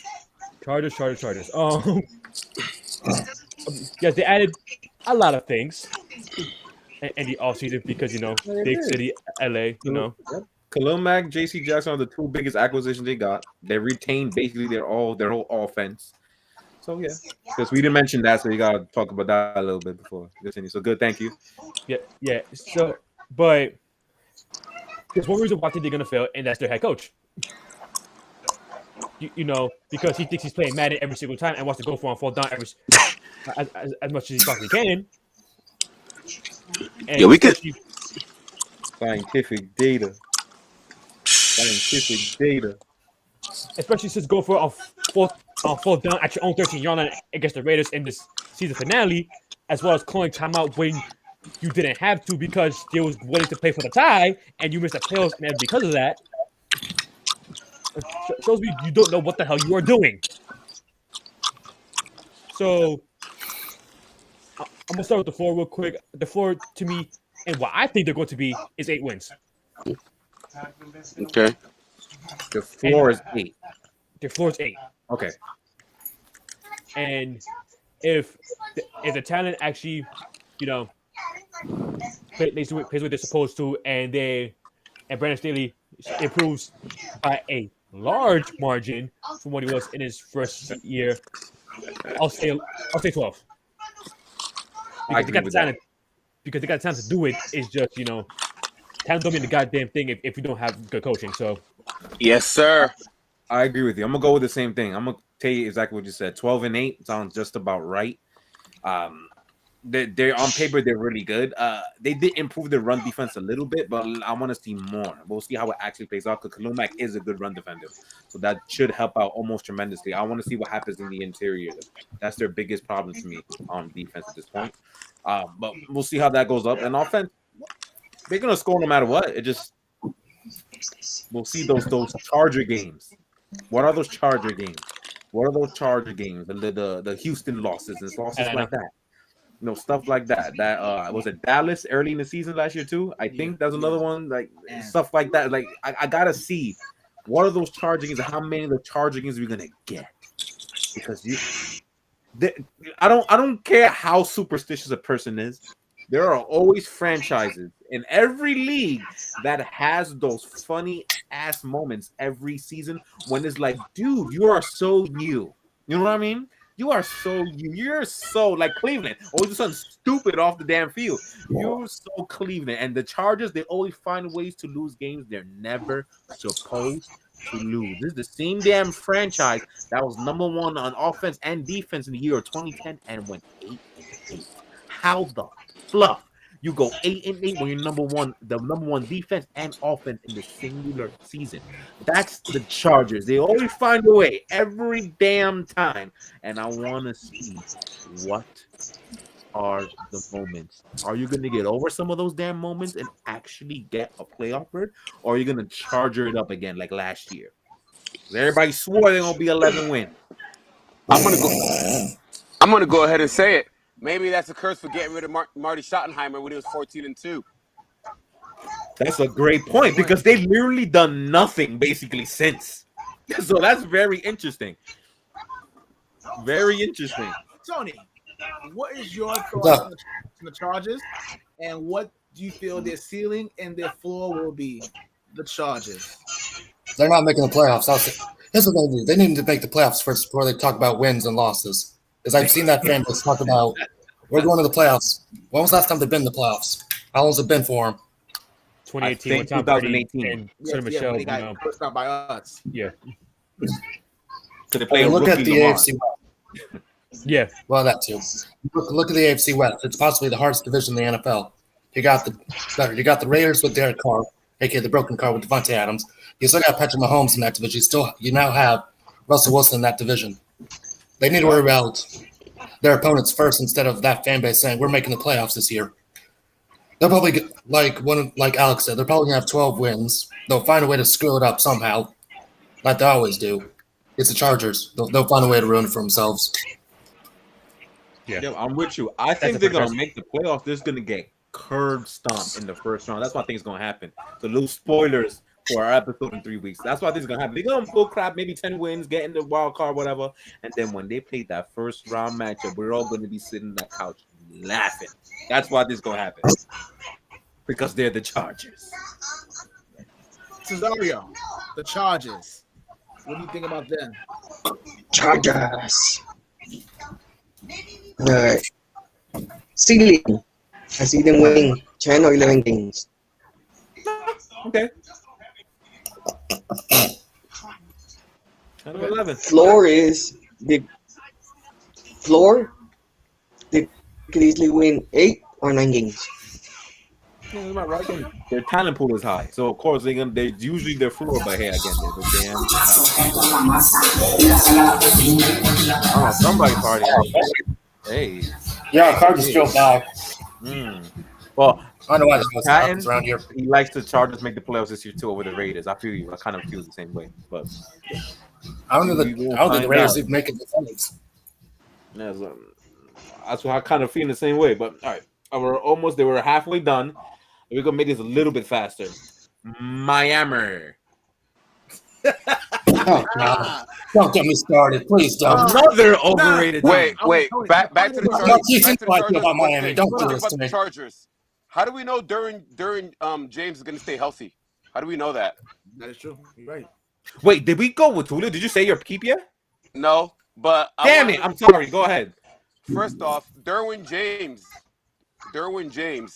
really, really great player, but Amazing player, I'm gonna go ahead and say, just like Bob Sanders, the health issues. That's a really good comparison. Anybody don't know who Bob Sanders was?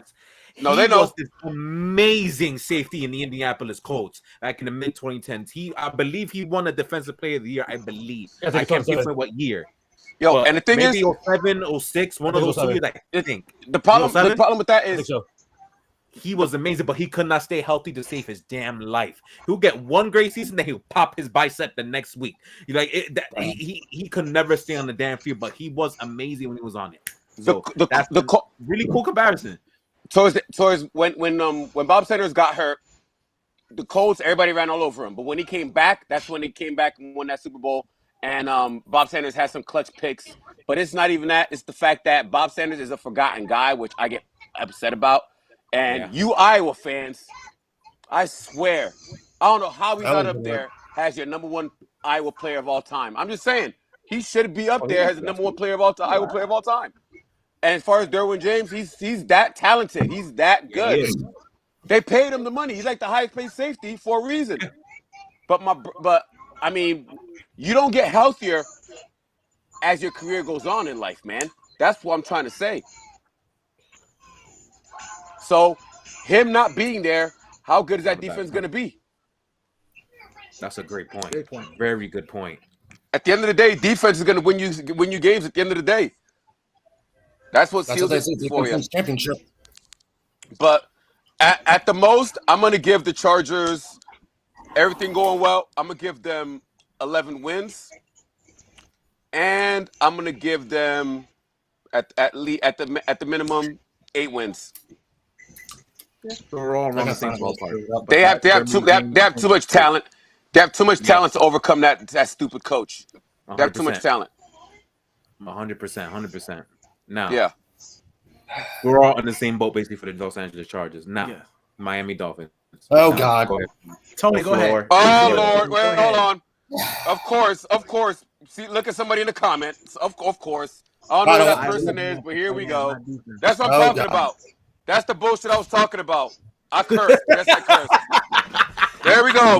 Before you know it, there we go. What I say? What I say? Someone's gonna start their bullshit. Someone's gonna start their bullshit. Look at the comment. You can put it up. Go ahead, Juan. Put it up. I'll put it in a minute. Oh, God. There's only a matter of time before somebody started their bullshit. Only a matter of time before they started their bullshit. Only a matter. The only trading that came from Iowa was PJ Hawkinson. God forbid I give a legend their love, and look what happens. For the tight ends, not defense. Mr. Batten, that's his alma mater. I'm the Hurricanes. That's crazy. Tulio, the floor is yours. The Miami. Oh, not Tony? No, I'm not talking. I'm sorry. No. I'm not getting banned. Y'all can go first. I'm going last. I'm not getting banned. I'm not getting banned. Y'all know how I feel about Tua. Y'all can go first. All right. Look, man. All right. All right. I'll go ahead and say it. Man. At most, 5 wins. Oh shit! Holy shit! 5. I think Tyree talks too much, and I don't think he's gonna be a good influence on Tua, who already is trash. They have no culture. They have the culture that they had. They got rid of. That's true. I don't know who the hell their coach is. I don't know what kind of picks they had or anything like that. Yeah. Or pickups. Yeah. Their culture's gone out the window. How do you get rid of somebody that beat Belichick 4 straight times? It doesn't happen. You just don't do those kind of things and think you're gonna get any kind of wins or any leverage. 5 wins at the most. 2 wins is the floor. I have to go that. I have to be that harsh. No, let us go. You want to go first, or you go? I'm gonna go first. I want to go ahead. I'm done. I'm gonna go first. First of all, I agree with Tulio when he said they got rid of the culture. They got rid of his damn cousin, his fucking family. Literally got let go. I didn't even say that. Family. I didn't even mean to mention that. I should have mentioned it, but I just want to say I'm gonna mention it every single time. Yes, Tulio is a relative of Brian Flores. Yes, he's a relative of him. So yes, it's close to home for him. The man who finally found some type of culture, some type of hope for Miami. The first year they went 5-11, but that was a team that was supposed to go 0-17, and they won the last 5 to 7 games. You had hope. They was playing for him. Then they went. The next year they went 10 games. 10-6. Yeah, it was 10. 10 games. Billy missed the playoffs. They missed the playoffs, and then they had one another bad season. Even they went 1-7, and they ended the season 9-8, and you still fired him, and you hired somebody who nobody knew who the hell he was. McDaniel. Mike McDaniel. Mike McDaniel. He's the coach. Who knows? Maybe he's good. But how would we know that? How would you know that if you got rid of someone who a lot of politics in that front office, man? You know. If you want to have a feeling in the first episode of the AFC East Shakedown, we're going to hear a lot about them politics. I'm pretty sure we're going to. We got 2 Miami guys going to be on that show as Captain D and Curtis from Ace for Head. They're going to be on that. You're going to hear a lot of politics stuff. They got charged during those shows last year. They're the ones that spoke the most. We talked a lot of fucking Dolphins. If you look at the headlines, they got charged for the integrity of the game. They got charged for that. They got to pay a fine. What does that tell you? Thank you for reminding me about that too, because that's what I'm saying. Guess what? You did all the tampering for Tom Brady and Sean Payton. You did all the tampering just to still end up with Tua. You still end up with Tua. Yo, why I have to say something? I want to say that. That's gonna be my joke. That was gonna be my joke. And Brian Flores wanted Justin Herbert. He wanted Herbert. Can you imagine the difference? Oh my! I'm going to jail. But Tua, that's a Patriots fan. Thank God. Even though Tua's undefeated against us, though, but still, he's undefeated. Brian Flores is undefeated. Brian Flores and his culture is undefeated, not Tua. No, you're all right. You got it. You got it. Stop it. Worse. All right, fine. So they bring in Tyreek Hill. All right, fine. Tyreek Hill playing himself because he really thinks that Tua is the more accurate QB he's ever played with.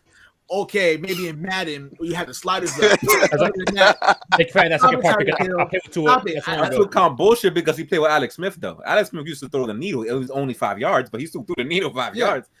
So to answer your question, the ceiling for the Miami Dolphins, I don't know. As far as like I said, the offensive line is still bad. It's still horrific. they made some improvements. They still- did get Teron but- Armstead in yes. the left tackle position, but it's still But not. It's still not gonna be enough. I'm going to say their ceiling is 7 games and their floor is 4. okay. Okay. Let's continue. They also got like 60 running backs back there. Mind you, they had a decent one to end the season off, but they got Raheem Mostert and Chase Edmonds from the Arizona Cardinals, I believe. Hey, Two don't think running backs they Michelle got. as well. Huh? Don't think Sonny Michelle as well. Yeah, they got Sonny Michel. Yeah, so they got like 16 running backs. I wasn't exaggerating. So they got mad running backs. Remember, they're gonna run the San Francisco crazy zone run Shanahan system. They're gonna try to replicate that. Well, that means that they're going to be some of them are going to end up in a hospital bed before the season's done, or all of them. With that offensive line, probably. But their receiving core is basically the same. No, it's not. They got the third string receiver from Dallas. I'm forgetting his name. Cedric Wilson. Yeah, Encyclopedia. Who is it? Cedric Wilson. Thank you, Cedric Wilson. There you go. So they actually did improve in their receiving core. What's funny is that they actually got decent players almost all over the roster. It just may not matter.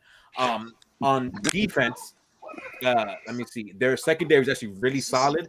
They need to make some little more upgrades up in their front seven. However, the biggest thing that they lost might be the biggest reason why their defense was good in the first place. Brian Flores. Yeah, I'm hearing all the garbage that the same defensive coordinators there, so they can keep the same defense. We'll see about that. Okay. Because from what I know about New England coaches, they're kind of control hungry, and they're the ones that do everything. So just because they have a coordinator going from this one coach to another doesn't mean he was doing any damn work. So I want to see this. This is gonna be very fun to watch in terms of me watching highlights, because I'm not watching Miami games. I don't have to. I never did. So we'll see what goes on. I'm gonna be a little bit more optimistic for them in terms of seeding. I'm gonna give them 8 to 9 wins as their absolute seeding. So if they basically go like this to us and stick their middle fingers in our faces, and they actually do wind up winning some games, we'll give them 9 wins. Even though there's not the easiest schedule for the AFC East this year. You know, you got the Buffalo Games Price, who they never beat ever. They have to go against the Cincinnati Bengals. They have to go against the Detroit Lions, the Green Bay Packers, the Chargers. They have to go against the San Francisco 49ers. It's not the easiest schedule. It's also not the hardest either. It's kind of middle of the pack, so they have some hard games. So we'll see how they go.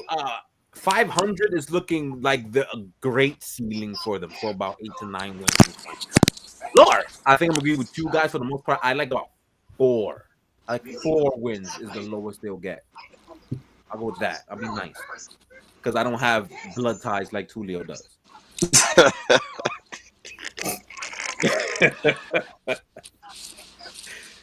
We got 3 more, but Tony is last. So Cesario, Alex, who wants to go next?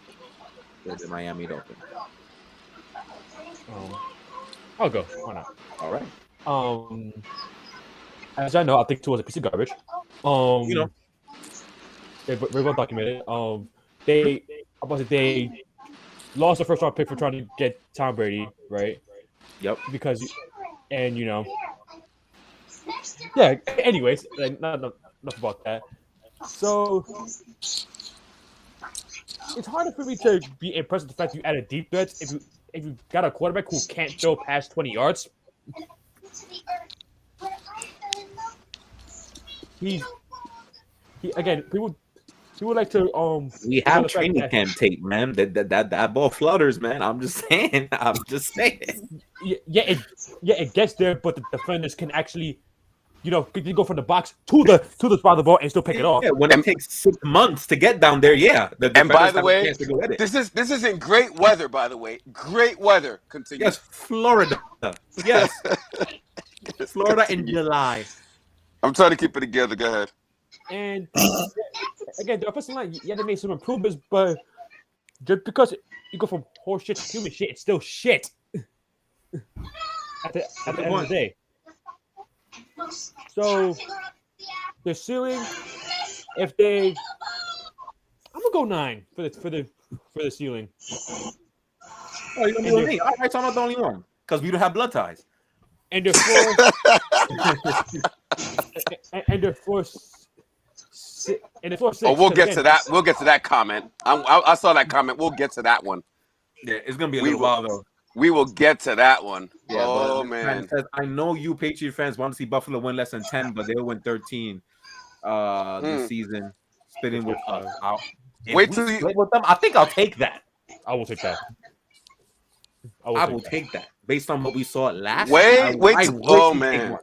Wow, no at the end of last year. At the end of last year, more than anything. So I'm gonna say this last name before I Oh, he already missed the Browns. Damn, brother, we already passed the I Browns. know.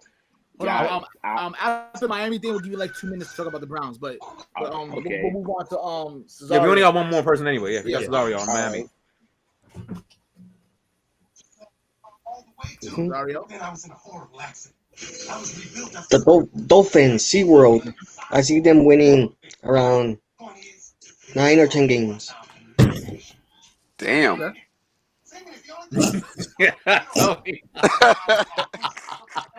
What about their ceiling? Yeah, their ceiling is 9 to 10. What's their floor? Well, the only bet that the SeaWorld Dolphins can do, I see them the floor 6 or 7 games. Just they got them in the middle of the pack. Then. All right. All right, Tony, go ahead, man. Go ahead, Tony. Main event. Go ahead. This is Tua's last chance to prove something in Miami. We all know this. Let's be honest here. I'm in full. We all know this is true. He's got Tyreek Hill. He's got a lot of weapons in Miami. He has no excuses this year. For Miami fans, just stop. You're winning. You're winning a bet. You're winning 4 games this year. That's all you're winning. You're winning 4 games. God. I'm trying to teach you. Tell you I'm trying to teach you over here. Stop laughing. Well, yeah, Miami, they're a failure. The shift kept lying. The SeaWorld Dolphins. Hey, they should have kept them. Yo, I talk to fans all the time. I'm like, yo, listen, fans, this is what's gonna be. So I know what you're talking about. You gotta let them know where it hurts.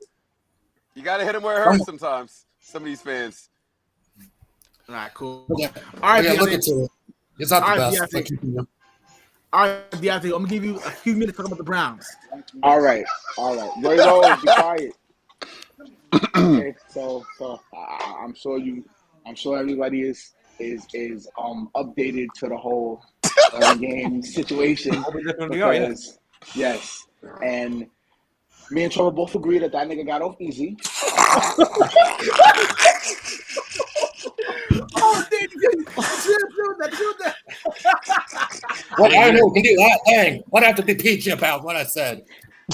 Yeah, this is. Yeah, I didn't say it gotta be PG. Yo, the world, the world is my wordplay. I apologize. The world is listening. But he did keep get New off York easy. a little bit lower, bro. He did get off easy. 11 games, $5 million, a $5 million fine. So that's 11 games that we have to go without him. So Romeo believes that my season is done. Like, it's over. Jacoby is not winning us a lot of games, and I don't believe he's winning us a lot of games either. At most, I'd say he might win us like 3 or 4 games, bro. Damn. God. I think he might win us like 3 or 4 games, bro. 3 or 4 games. What about the rest of them? I was about to say it, right? Literally, everything is going to have to rely on everybody else. The defense, the offensive line, Nick Chubb is going to have to eat. And hold on, let me get it. Hold on. Oh, Lord. Oh boy, he want to get it. He want to pick it up. Big chop. Let me get I it. thought he was getting the paper bag. I mean, I don't gotta get that yet. No. I haven't He said gotten there yet. By week 5. I haven't gotten there yet. But yes, I am prepared with the Nick Chubb jersey. I will always respect that, man. Always respect it. I've told Trevor this many times before. Nick Chubb is the heart and soul of the Browns, bro. It's not even close. It's Someone either who we him or could have Miles Garrett. drafted instead of Sony Michelle, but neither here nor there. He really got the wrong choice already. but yeah. That's still crazy to me. But yeah, everything is going to revolve on everybody else. Like, as long as I want Jacoby to do as little as possible, bro. I don't even want to see the ball in your hand unless you freaking handed it off. Unless you handed it off. So you're trying to say they're gonna run the ball 50 million times? With Kareem Hunt in them? This is the thing, right? Like you've always said this in Madden. If you can't stop the run, you're going to win the game, bro. You're going to win the game. Kareem Hunt, the ball eventually. Kareem Hunt, he ain't happy over there though. He tried to get traded. Remember? I know he ain't happy. I know he's trying to get traded, but this is the thing, and this is what it's going to come down to, right? At the end of the day, this is going to be another Jadeveon Clowney situation. This nigga is going to think that he's going to think that he's going to get paid more. You think he's going to get paid more somewhere else. Nobody's going to give him what he wants, and he's going to come back to the Browns, and they're going to say, "Oh, we gave you this, but you didn't want this, so now we're giving you this." All right. In my personal opinion, he should just freaking stay where he's at, bro. All right, Smudge, we appreciate the honesty coming from the Browns. Browns fan who's realistic. I appreciate it. You know, it should be a good season. I mean, the team's gonna be dog shit. We're gonna be kicking the shit out of you. Or maybe they'll get Garoppolo. Well, no, I forgot to mention those rumors. Yeah, Garoppolo. That's exactly what you need. But somebody who alienates their teammates. I'm not even gonna start with him. I'm not gonna start. My boy Jimmy Jesus. Yeah, I already Jesus. made it Yeah, they clear. might get that. I forgot to talk about those rumors. God. There's no game. No game is gonna be more serious than that week 1 game, bro. No game is gonna be more serious than that week 1 game, bro. No game. All right, let's move on. Let's move on. So we're gonna move on to the Indianapolis Colts, the final team that did not make the postseason last year in the AFC. I want to go first. Go ahead. Oh yeah. Go ahead. Yes. I'm gonna go last. All right. I have a lot to say about this team, actually. I know you do. Lord. Uh-oh. Because to me, if you think Matt Ryan is an improvement over Carson Wentz, it's freaking laughable to me. And we can argue about this, Alex. And I'm going to say this right now. And I am not excusing how Carson Wentz played in that December. No, I am not, because he was absolutely anemic every single game except the Cardinals game. He was actually pretty good.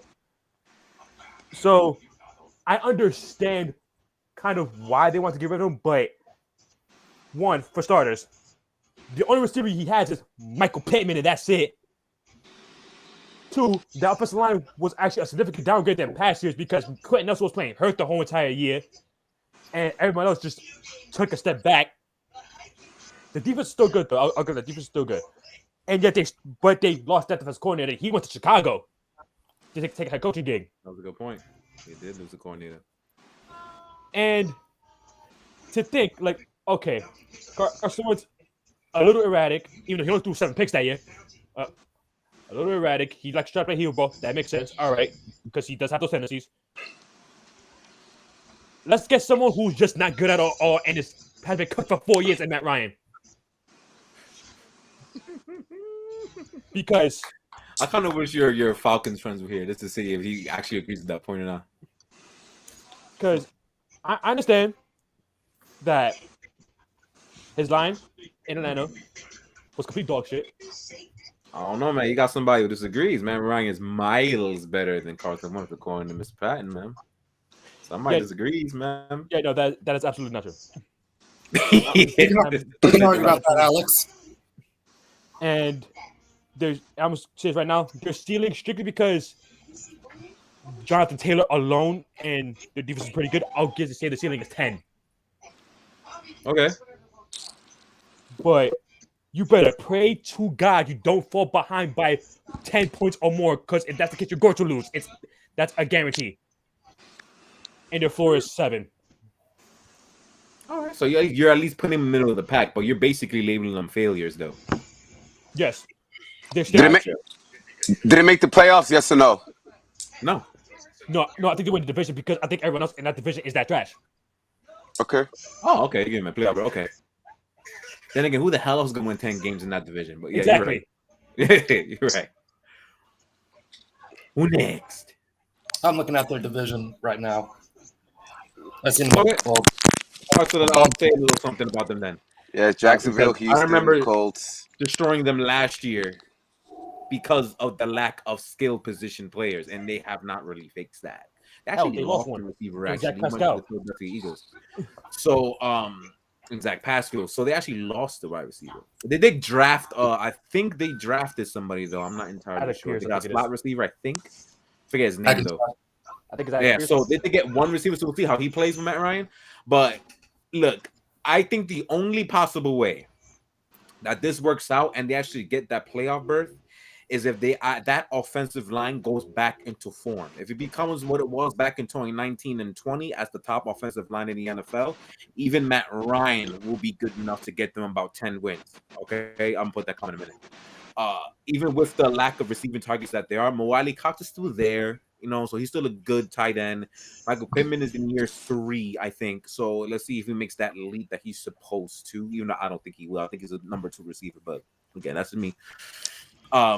And they still got Jonathan Taylor, top 3 back in the NFL. So if that offensive line gets the push that they're supposed to, and Jonathan Taylor stays around the same, they should be a-okay against at least the weaker target they have to go against. Remember, they have their own division, so Tennessee is a downgrade. So we'll see if they actually get a win on them this time. Houston should be a sweep because they have not addressed their run defense at all. So Jonathan Taylor should beat them by himself twice. And then they always split with Jacksonville because they can't win at Jacksonville for some reason. I don't understand. I'll never get it. Like last year was not a new thing. They always lose at Jacksonville for the last 7 years. I don't know why, but they do. Yeah. So that's the loss there. So they're probably going to take about 4 to 5 wins from that division alone. They do have Kansas City. They do have Denver. So they got that whole division that's going to be tough for them. But then they got the Giants. They got Dallas, which is okay. So we'll see how Dallas goes. They got Washington, even though that's a revenge game for Wentz. And I want to see if Wentz kicks their ass. That's going to be a very interesting game. Don't sleep on that Washington Commanders game. Okay. And their schedule is not that hard. So I think their ceiling, I'm going to go with Alex, is about 10 wins. I don't see them literally winning any more than 10. I think that's clip right there. Their floor, I think, is about 8. Like they're a mediocre football team. They're not bad. It's just, do we really expect them to make any real noise? No. So like, Andrew Luck still they are what they are. Mr. Patton says the year the She-Goals, interesting, won the Super Bowl. Well, it wasn't Wentz, it was Nick Foles. Wentz is shit. That's funny. The She-Goals. Sorry. That's for me in front of them next week. I like them, but we're in front of them next week. So yeah, 10 wins, 8 wins. Nah. I expect them to get bumped in the first round if they make it anyway. Like, I don't see anything from them, to be 100% honest. So, who next? 10 wins ceiling, 7 wins at worst. I don't really have any comments for them at all. I mean, yeah, it's the same, right? I feel you. Yeah, Alex pretty much said it all. Except I don't feel that Matt Ryan is. They're both crap, but I'd rather have Matt Ryan. That's all. Yeah, I feel you. It's not much to say. I think everybody feels the same. Basically, everybody's going to be here saying the same thing. 9, 10 wins, probably get the division, and then get curb stomped. Like, that's what everybody's thinking by one of the AFC West wildcard teams, most likely. So it'll be a rematch. Like, that's probably what's going to happen. I'm taking them seriously. It's a Jim Irsay team. Like, I'm going to take that seriously. A drunkard. Come on, bro. Oh. Come on, man. Shots fired. Indianapolis Colts. Ceiling floor. Indianapolis Colts. I'm going to disagree with you. I say I'm going to go 1 up. I'm going to say 11 wins as the ceiling. Okay. Too much more, but Tony again. Jesus Christ. Floor, 8 wins. 8? Okay. Yeah, it's around the same ballpark. Give me one more win. All right, Tony. Yeah. Depends what Matt Ryan you get. That's the first question. What Matt Ryan are they getting? Are they getting the MVP Matt Ryan from later years in Atlanta. First off, Did you say MVP? I said depends what. I said MVP year Matt Ryan. You said MVP Matt Ryan. I said if they get that Matt Ryan, hear my That words. Matt Ryan, that's a man. Are you kidding me? I didn't say don't get him. I said if. That is a long time ago now, brother. Damn. I was in the division with him. MVP. I was. Right, and always remember how that year ended for him. Yeah. Thank you for that. From the guy in the South, thank you. That was a good day for me. Third day for us. Number 5. I don't even think I was born the year that Matt Ryan won the MVP. What? What year was it? What year was it, Trevor? What year was it? Like 2016. 2016? I think 2016. The Atlanta's doing well. That feels so. Happiest Coach in the world. You mean the choke Super Bowl? Yes. That Super Bowl. Okay. I feel you though. It feels like a long time ago. I That feel feels you. like mad long ago. Like I feel you. that's unheard of. All right. That's It was what- 2016 won the Super Bowl. Wait, MVP. Yeah. So what's Still the ceiling? funny. 9 wins at In best. the floor? Maybe 4. Oh, shit. Shit. Yeah, that means bad things happen. All right, Deontay, real quick. That means Matt Ryan The is the Indianapolis Colts. Crazy. The Colts. Well, I've never liked Matt Ryan. Me personally, I think he's trash and overrated. Ouch. So I I'm not gonna lie to you. I have no faith in Matt Ryan, bro.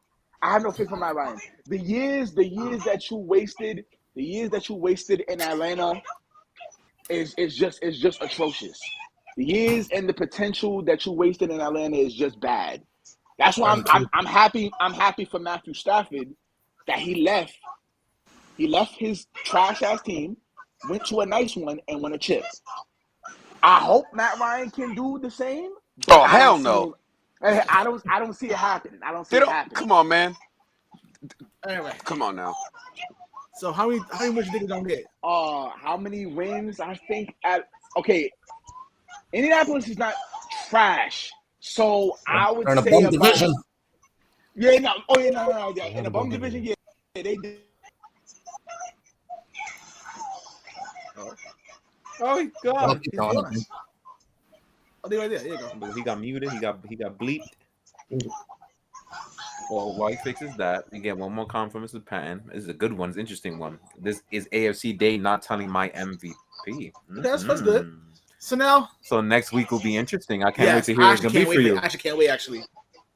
So Deontay, can you hear us? Can you see? Yeah, another one from Patton. That's the only way. It's true. No, there's no question about that. Of course. Detroit. I cannot wait for next week's NFC. All right, man. It's on you now. Have Oh, fun. he's gone. Well, here comes. 5 minutes. I'll be quick. Okay. I hate the Indianapolis Colts for other reasons besides them choking in. Yeah, I'm not getting into that. I hate the Indianapolis Colts for what they did to me last year. Who did that pain and suffering for the first time in FanDuel, and I'm no longer a FanDuel person ever again. Thanks to the Indianapolis Colts, because you want to be garbage. You want to hear that whole little rant? Go back to our Week 18 review episode, and then you'll hear all about it. Yes. It was the best. Yes. Oh, So, Lord. they benefit themselves. See, the Indianapolis Colts, despite being my new hated team now, they're going to win the AFC South by default because the division is complete dog shit. I don't know, man. I don't want to go that far, I Brian. can't even say by default though. I think they'll win it, but I can't even say by That's default. what I'm saying. I don't know about default. I don't know. Hold man. on. Who's going to stop them, really? Who do they have to go- Tennessee they have to could win go 9 by? games and win. Tennessee can't do nothing but choke in the playoffs. Let's be honest. No, don't go too Not far. even make the playoffs. They're gonna be the last team, unfortunately, we talked about. But don't go. We'll make fun of Tennessee together. Just wait. All right. Yes. I mean, like I said, by default, I mean Ryan Tannehill, is he really gonna do anything? We don't know. Trevor Lawrence, you have to figure out if his team is gonna be on to a point where he's actually on a non-toxic NFL team. Maybe who knows? And then Houston, think we do know. It's just Houston. I mean, let's be honest. Unless they have to play at Jacksonville, they're probably gonna lose. They do. They Which will. they will. They win 9 games. They don't think their ceiling is 9 games, and their floor is maybe 7 or 6 games. Matt Ryan, I'm not too sure we're gonna get with him. Honestly speaking, he's way past his golden years. This is if you year wanna call what, it 15, I think, for him, something He's like way that. past his Like that. golden years. I'm How shocked. old is hell? He old man, bro. You got drafted in 2005, I think. 2008. No, 2008. 2008. 2008. Holy shit.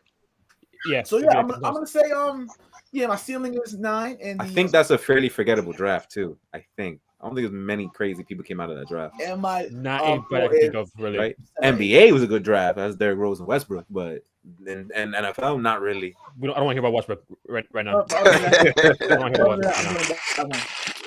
talk about Now we're going to the postseason. The Pittsburgh Steelers. Now it's when Johnson wants to, right? yeah. No. Everybody, you can make fun of the Pittsburgh Steelers. I have a question. Yes. Who's the quarterback? Oh, That's a question. That's a question because it seems that I've literally heard an argument for all three for the last 3 days. You think I can get a 10-day? Maybe. Maybe.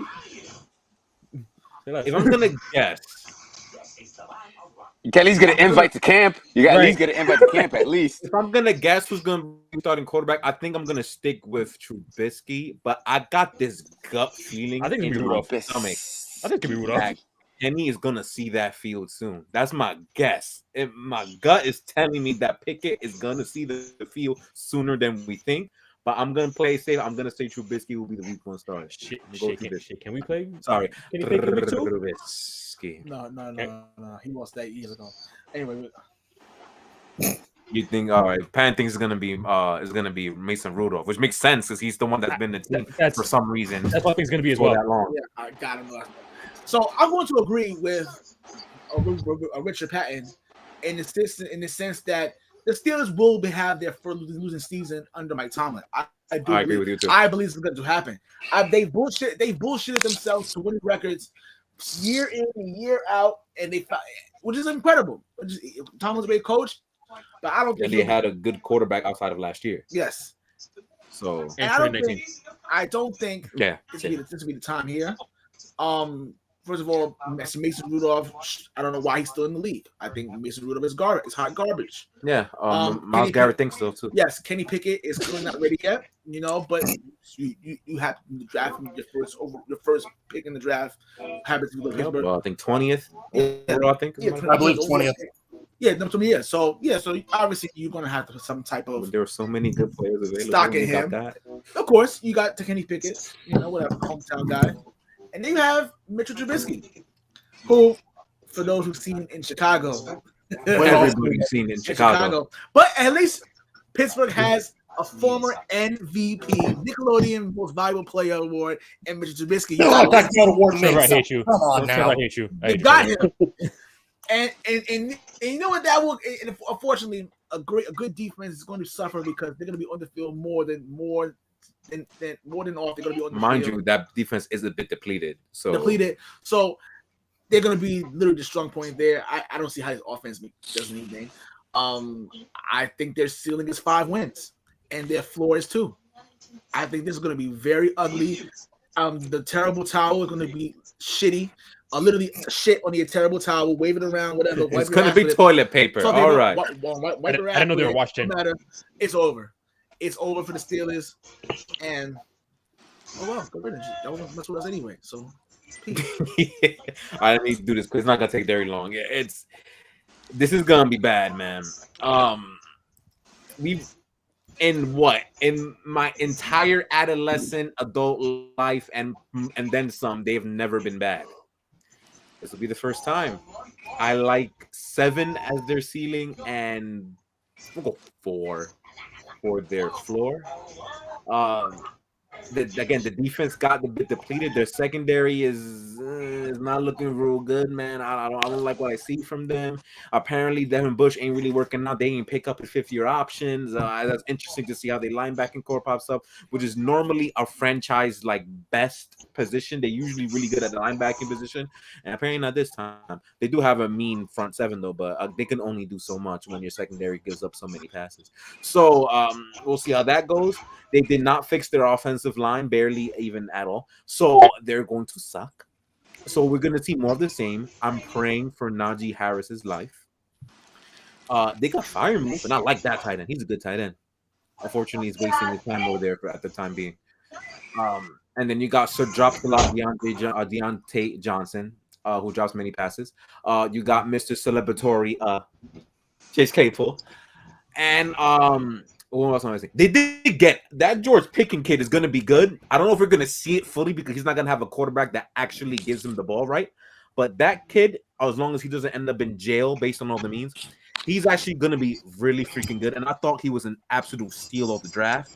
But unfortunately, there's not going to be a good quarterback for him. So I don't know if we're going to be able to see the full talent of George Pickens. But at least he's going to be a bright side for Pittsburgh fans to really like. But don't count on wins, Pittsburgh fans. You're not getting them. It's about time it happened to you, too. It's your turn. And Myles Garrett has 5 sacks on Rudolph he probably say Trubisky, but I like the spelling because he sucks. He doesn't deserve it. The only games that Cleveland will win against them, that's crazy. And Pittsburgh will get swept by Cleveland the first time in like ever. Hey. So who's next? I'm pretty sure it's gonna be fast because no one gives a shit with Pittsburgh because they're irrelevant now. So Yeah, I can give a crap less, man. Tomlin is a great coach, but at the most, playing the North. Oh, and they're playing the North. Holy crap! Yeah. I gotta give them eight wins max. I'll give them 6 wins floor. yeah, okay. Not bad. Yeah, That's about right. That's too much that's happening over there Mm-hmm. in the North. Okay. Cesario. Pittsburgh Steelers. Yes. Pittsburgh Steelers.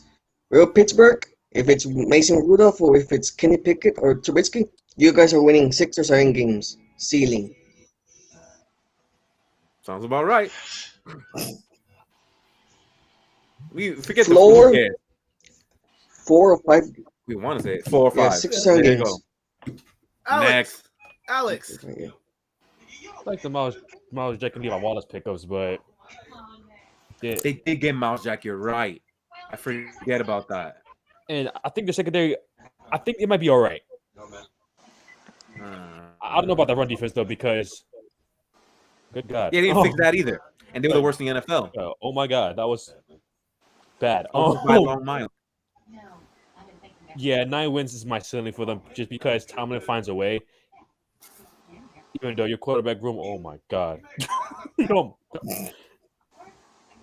And your floor is 5. Because, oh my God. Yeah, I got you, man. Tony Dale. Pittsburgh. Spence is starting. You still have the Bengals in that division. You still have to worry about the Bengals. You have to worry about a healthy Ravens team that they can stay healthy. And Cleveland's still a piece of shit, so nobody thinks about Cleveland anyways. Mm-hmm. So maybe their ceiling, maybe 9 wins. Oh, so you still have them winning a winning season. He said Yes. senior. You know what I mean? He Okay. thinks it, but Okay. I believe they'll stop winning season because Tomlin's still there. He'll find a way. That's fair. a lot of faith. Their floor, maybe 8. Oh, so no matter what, they floating in that 500 range. Listen, No Pretty matter much, what. yes. Listen, if Okay. Tomlin goes 8-1, his streak is still alive. Yeah. It is. Yes, What sir. happened? Who knows? It is. The next team, I'm gonna have Cesario or Tony go first. The next team is the New England Patriots. Oh shit. The New England Patriots. I'll go first. I'm related to a Patriots fan. So. Tony Dale. Tulio, stop complaining over there. I'm related to a Patriots fan. Why are you crying over there, Tulio? I'm I giving didn't say- everybody I haven't because said a there's, word yet. What do you mean? there's 4 of us in this whole stream. Everybody gets 5 minutes max because otherwise we're gonna be for another fucking 70 minutes. I have So not said a everybody word. gets a 5-minute Max. cap. No more than 5 minutes, and I'm gonna time it. Okay. And that includes me. So all of us. Just saying. All right. So Sorry, I want to go first. If you want to go first, be my guest. But All right. Yeah, with Mac Jones, you have to see how he progresses. We all seen what happened last year in the playoffs against the Bills. You have to see if he progresses. Because I'm seeing people doubt Bill Belichick, saying does Belichick still got it, and Mac Jones couldn't do it last year, yada, yada, yada. It takes time to build a quarterback, especially in New England for you guys. You guys know this. So time will tell what New England will do. Will they get back in the playoffs? Possibly, yes. Because again, the Jets are the Jets. Miami is Miami. And the only threat you guys have is Buffalo. That's literally the only threat you have in that division. So maybe you're ceiling maybe 11 wins. The flooring 6 losses. That's being honest. Okay. That's it. All right. Dario. Okay. All right, Patriots Nation. I'm gonna give it to you straight. My ceiling for you guys is 10 wins. My floor for you guys is 5 losses. What was the last one you said? What do you mean 5 wins is our floor? Yeah, Is it? 5 is our Yeah. floor. Ceiling 10 wins. Floor 5 wins for you all. That's right, 5 losses. Damn. No, he means 5 wins. Like, he What's your knows. floor is 5 He losses? The knows. Vikings, man, I'm not going to go there.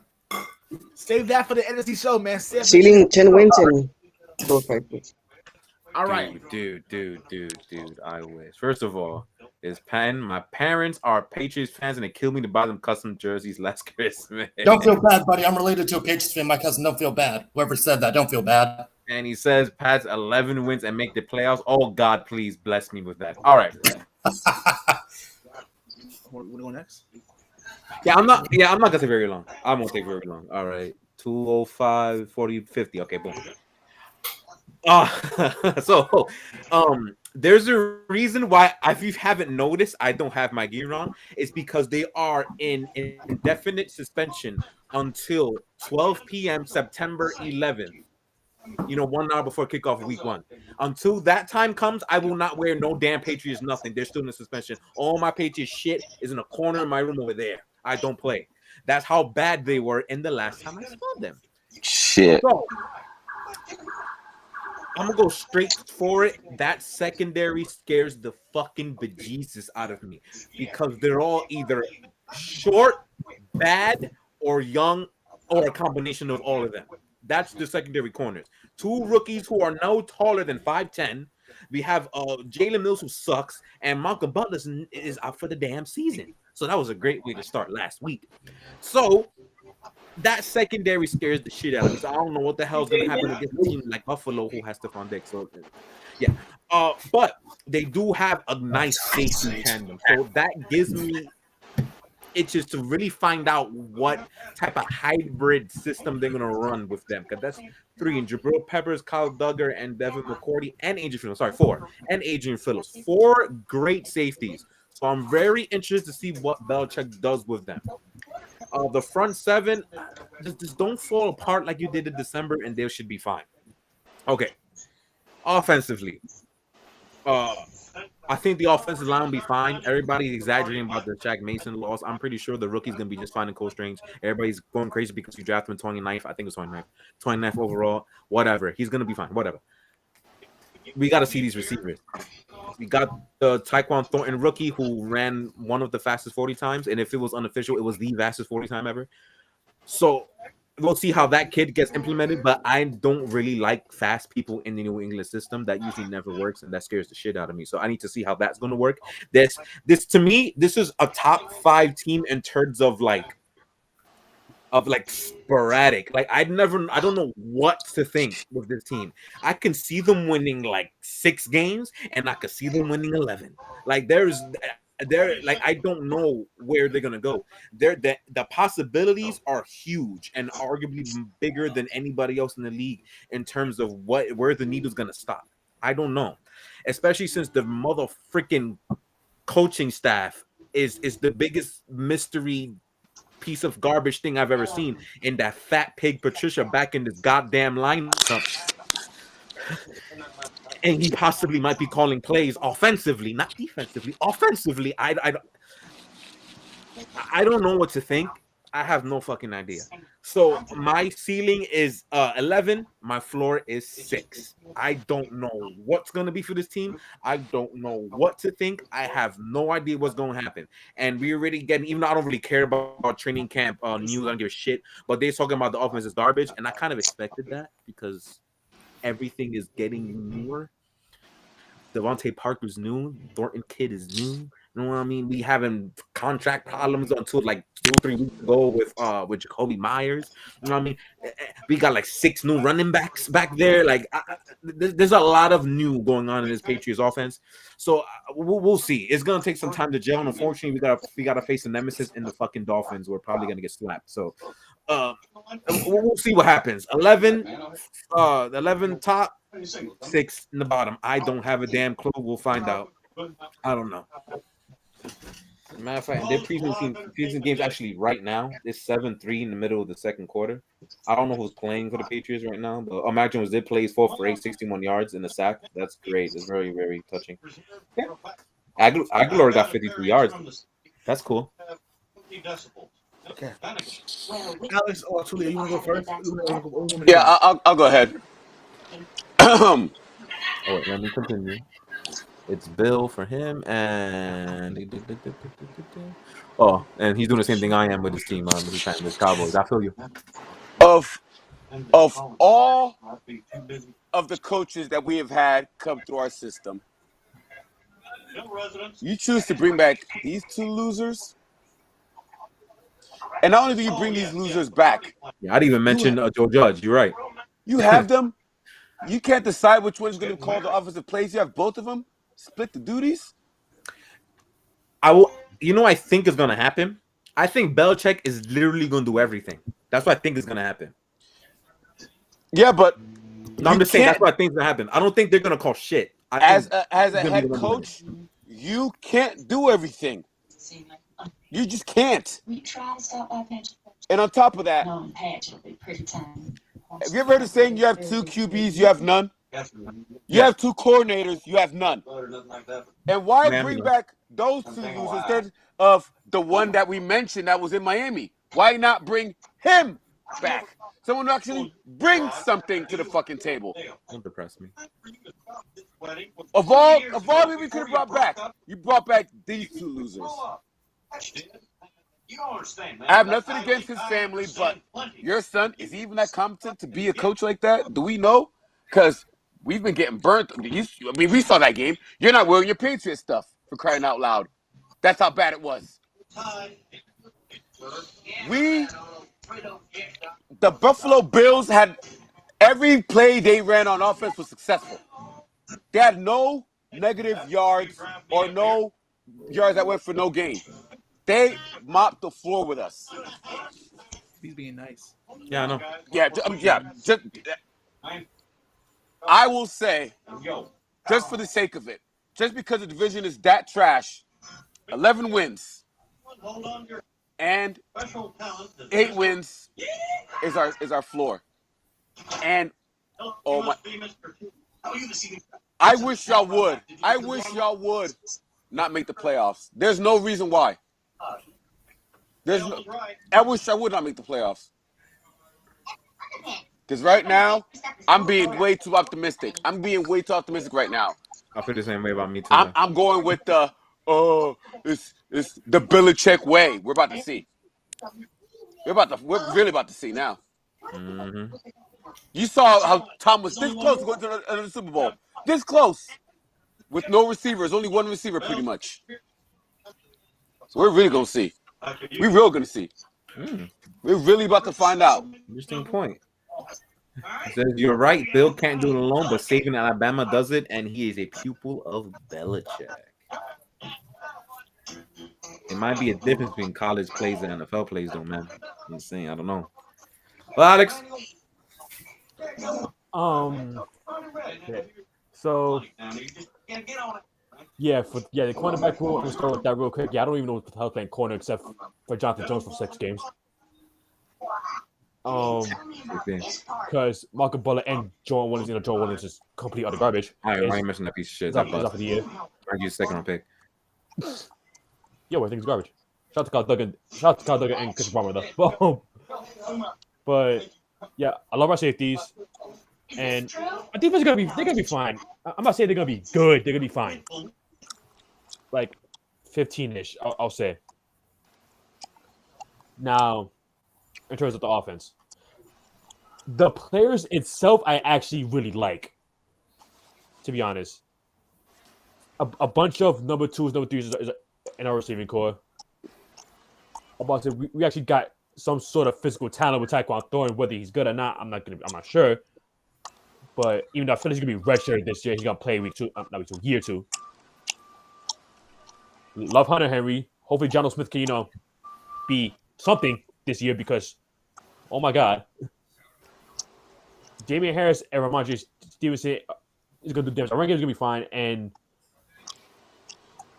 Mac Jones is a question mark because sometimes from year 1 to year 2, some quarterbacks do regress from those 2 years, especially in a new offense. I will say, because McDaniels is not there. There's no such thing, no offense in New England. The same damn thing. So, see, again, like I said, I like the offensive personnel a lot. It's just nobody in the coaching staff brings confidence in me. For me to think that there'll be like a top 15 unit. So, but for my feeling, if everything comes together, I'll say 11. Okay. 4, 7. Okay. Well, my bad. I'm back. No, you good? That's cool. Gentlemen, you all said things that were perfectly fine. Perfectly fine. I couldn't have said it better myself. I agree 100% right now. Well, I think we haven't really now. Yes, Tyquan Thornton. I do like the guy. Let's see if we can go from here. He's literally anything is better than N'Keal Harry. Let's be fucking honest here, okay? Literally anything is better than N'Keal Harry. That's one. Secondly speaking, besides that, hasn't really not Cole Strange was what bothers me here. Like he's proven that he fumbles the bag on first round draft picks. You might as well not even give us first round draft picks because we're gonna screw it up every single time anyway. What difference does it make? I really want to. What was the the last couple of years? First round draft pick has either been questionable or what? What the for that and which there were pieces that you could have gotten. You could have gotten in the first round. I'm trying to think. A cornerback. It was a corner outside of Mac Jones. I'm trying to think who was our best. And we don't even and guess what? Unlike everybody else, that's still up in the air for me. That's still up in the air. I hate to say it with Mac. That's still up in the air. Why the first team? Up in the air. I agree with you. Even if Mac may be that good, the team around him may ruin him. Why the first thing that came to mind for turn the first round picks was Deion Branch? And I don't even know the first round pick. Nah, I think it was 2012. Poor Chan just Dante Hightower. Yep, I think those are our last good first round picks before Mac Jones. Was that that was 10 years ago? I'm not gonna repeat everything I said before. Y'all spot on. I'm gonna get. We already. There's episodes on that already. They can go back and find it. You get these episodes on that. There are. I can go back to the tape. Yeah, you're right. So I'm gonna say my ceiling. Optimistically, I'm gonna say 10 wins. 10 wins to me is my ceiling. My floor is probably 7. But again, still, we got to see offensively. What really scares me because when you have 2 losers, like Tulio said, two. First of all, we have potentially 2 coordinators. First of all, Patricia has not coached offense since graduate school 25 years ago. So that's one thing. And we have Joe Judge, is the same coach who ran a QB sneak on third down in their own end zone. So you're not being nice. You're not being nice. No, that's being nice. No, of course not. That's being nice. So then I say more. All right. It's just bad. It is bad. It's just questionable. But again, I still feel that, like Juan said, the potential is there. The potential is there where if things go right, we can be like, all right, fine. We can be like, all right, fine. We're back. No, we're not back, but we are going to be a contender. We're going to be in the mix. And that's before we were like guaranteed AFC championship game minimum.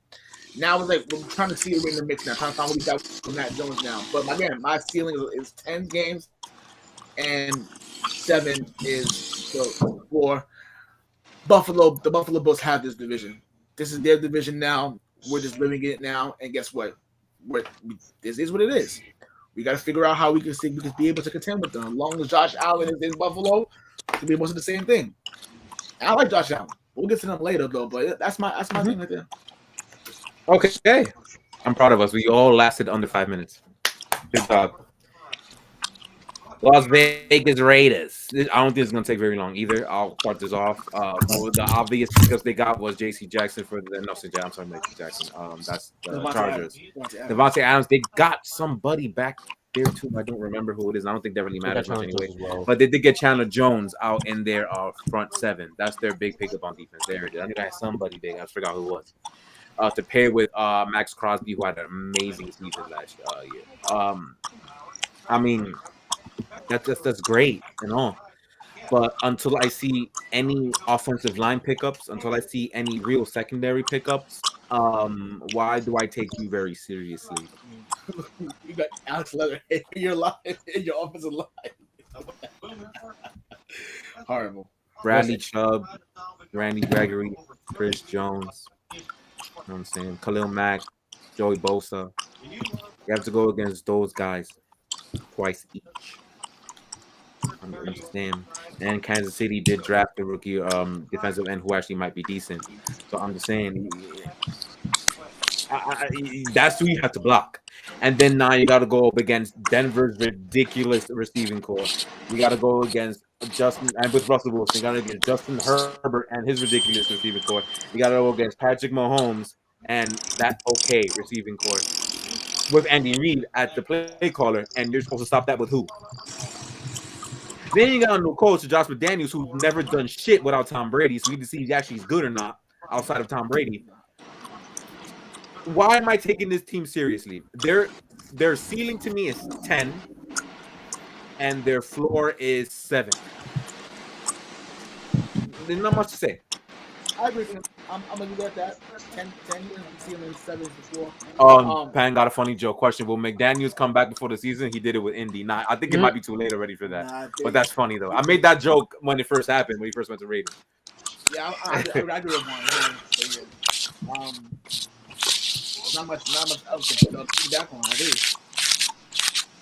So Man, McDaniels, holy crap!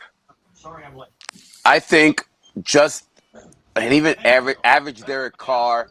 I don't think Adams is going to be as good. Man, at the most 8. At the floor is 5. Ooh. I don't see them doing that. I can't. It's Josh McDaniels and Carr is not that good, and I don't think Adams is going to do as well with Carr. Waller, I don't like. Waller was hurt last year a little bit. They lost a lot of talent.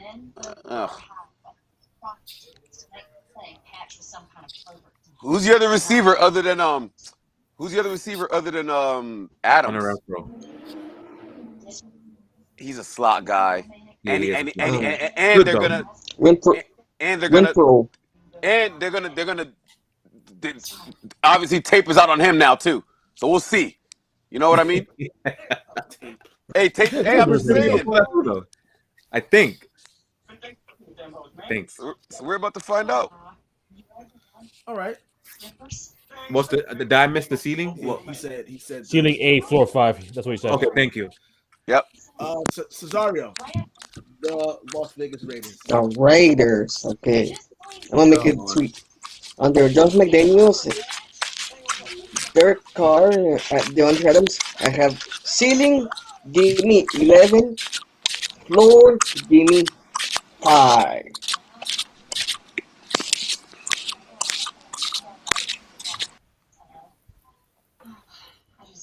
Say that again. I'm sorry. I said, okay, for the Raiders, ceiling 11, floor 5. Or with a little bit of the Masters, give him 11. That's the most. Okay, but that's big from 11 to 5. That you don't really know where they're gonna land either. I feel you. All right, and Tony, who? Tony already? No. Tony Dale. What's up? The Raiders. They're not making the playoffs. I'll start there. They're not making the playoffs. Let's start there. Okay. They're just an overhyped team in Vegas. Their Carr is not elite, which some people think he's elite, but we all know he's not. All they got really is Devontae Adams. Also, what Raiders players against out of trouble in Vegas? We all seen what happened in Vegas so far with them. Shit. Yeah. Let's be honest. They have to worry about Kansas City. They have to now worry about the Broncos. Do they really have to worry about the Chargers? They're ceiling maybe 8 wins. Their floor 5. Okay. And everywhere we remember this, right? No, Alex. Oh, Mr. Alex, yes. The Raiders did a few weird things this offseason to me. Like they didn't bring back Zay Jones, who was pivotal for them last season. He performed well for them last year. I agree with you. They traded Brian Edwards for some reason, which also confused me. They gave the haul for Devontae Adams, which Devontae Adams is arguably the best receiver in the NFL, I understand, but the haul they gave for him was too rich for my blood, in my honest opinion. I mean, you lost Casey Hayward, and I do like the Patrick Graham pickup for your defense coordinator. And that's probably why I traded for Rocky Yassin. He kind of fits what they want to do. God bless you. But it's like, I can see this team being good. I can also see them sucking. But I love Derek Carr though. I think he's good, and he might be one of those quarterbacks though that he's either overrated or underrated, depending on who you ask. But he definitely is. He's definitely polarizing, no question. But ceiling 11, floor 7. Final 4. The Final 4 we're gonna talk about The defending AFC champion Cincinnati Bengals, who eliminated the Raiders in the first round. Burrows. I thought I was Burrows. My guy. You can't see because I have the camera down low. His jersey is literally behind that TV. My guy. Oh man. All right. So this team did a lot of stuff. Got a lot of offensive linemen. Took some from Tampa. Took some from New England. Took some from Dallas. Got a lot of offensive line. Got a new left tackle. Got new guards. Got a possible backup center or center, period. They really ramped up this offensive line with some decent players. So they went for the literal thing that took away their Super Bowl was that. And they trying everything they can to fix it. And I respect it. This Cincinnati team, in terms of franchise, 100% changed what they used to be. They used to be this cheapskate ass, sorry ass franchise. They, as of late, ever since they drafted Joe Burrow, has changed that narrative, and I respect it. Mike Brown ain't playing. Mike Brown ain't playing no more. Yeah, no, apparently, from what I'm hearing, it's not him. It's his children. His children are the one that's making all those decisions, not him. That explains a lot, doesn't it? Which is what kids are good for. I guess so. They're actually fixing the franchise. So that's how all that's being done. So offensively, and then they have arguably the best receiving core, at least the best receiving trio in the NFL.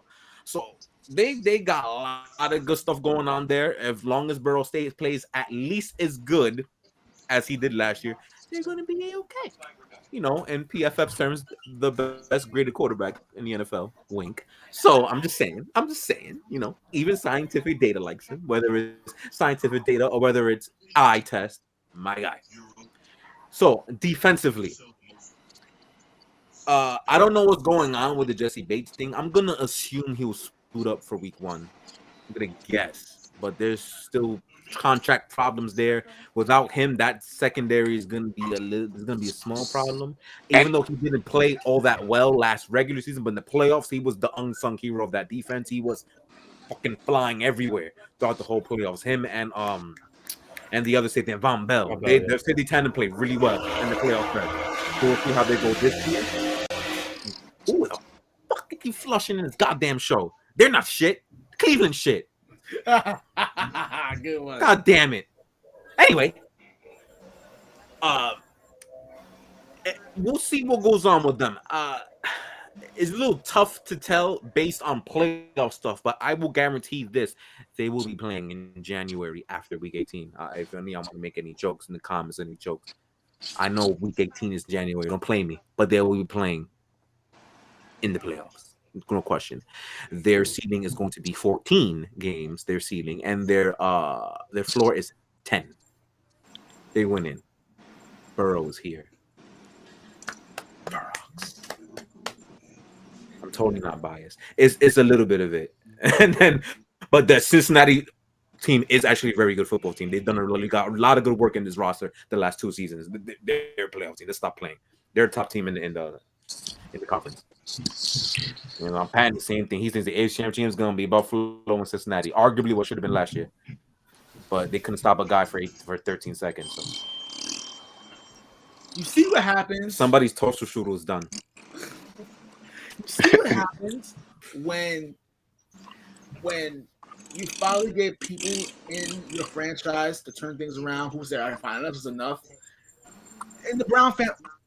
Oh, sorry. And yeah, you need to be seen. I'm sorry. Like he's all cut off, like this. Can't see it. Like, bro, get in the camera. The Brown family, his kids, are realizing that we have something here. We have a franchise QB that we believe that they believe in.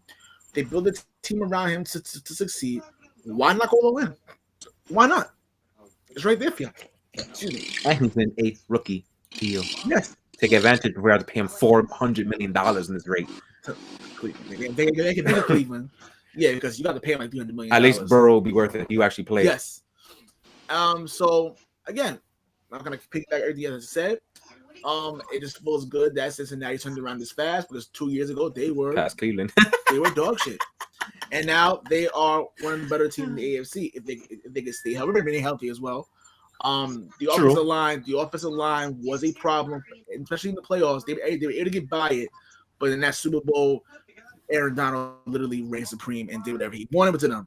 So and they did make some moves in the offensive line, so hopefully they're able to protect him from any catastrophic injuries like 2 years ago, and they're able to run the ball a lot better with our good friend Joe Mixon and do a lot of good things in his offense. His offense looks very, very fun to watch, very explosive, and I'm looking forward to it. I think their ceiling is 13 wins, and their floor is 10. They're making the playoffs either way. Whether it's the division, which I probably will be the division anyway, but it's going to be it's going to be really good. I'm going Cincinnati. Cincinnati is going to be really good. So, yeah, this shouldn't take very long. No, it's easy. Alex, as I know, I was a huge believer in this team last year. I really wanted to say this going 10 games, but I thought like maybe I was going too far but they won 10 games. Just because I love that offense that much. Joe Burrow's a killer, as proven. It helps when you could dupe the incompetent for offense as the New York Giants into trading you BJ Hill for Billy Price.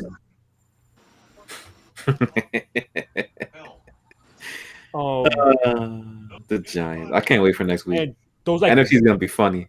And those value pickers like Chido Awuzie, Mike Hilton, they've all worked out, as well as Trey Hendrickson, who had quite an amazing year last year as well. Now you lost CJ Uzomah and you placed in Hayden Hurst, kind of a net neutral type of thing. Maybe a downgrade, but it is what it is. You have to say Ross Uzomah did. They drafted Jackson Hill, who could kind of play both safety and corner, but still the problem is the big elephant in the room. The Apple's employee. Granted, he did not have a terrible regular season, but that Super Bowl, he was targeted for obvious reasons. And also, Aaron Donald is, the Egyptian god card that is Aaron Donald. But, yeah, I'm going to go 13 wins for my ceiling. Because I'm scared if they win 15 games, they're going to one and done. I don't know why. Because I feel like they have this mantra of what Derrick Rose said once the year he won MVP before the season started was, why can I be the best player in the league and all that. As I feel like that's what the tip of the show that team had all of last season, hence why they went as far as they did. But their floor is 10.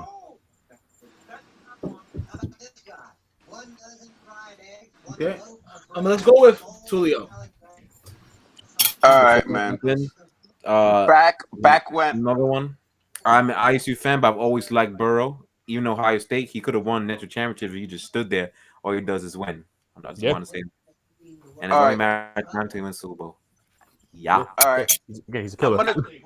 Before I'm gonna try to be quick with it, but in the era where all these athletes are a little bunch of whining bitches that don't want to go to certain franchises, they get drafted and want to cry and whine and do all this shit and get traded or don't want to play for this. We're gonna be here a while.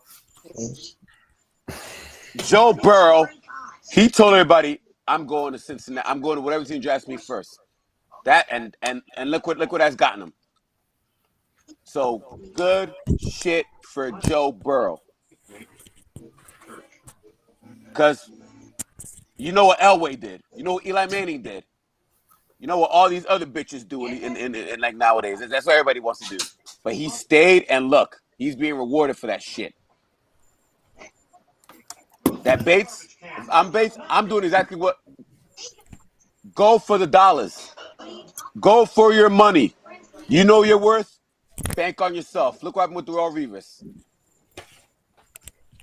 With that being said,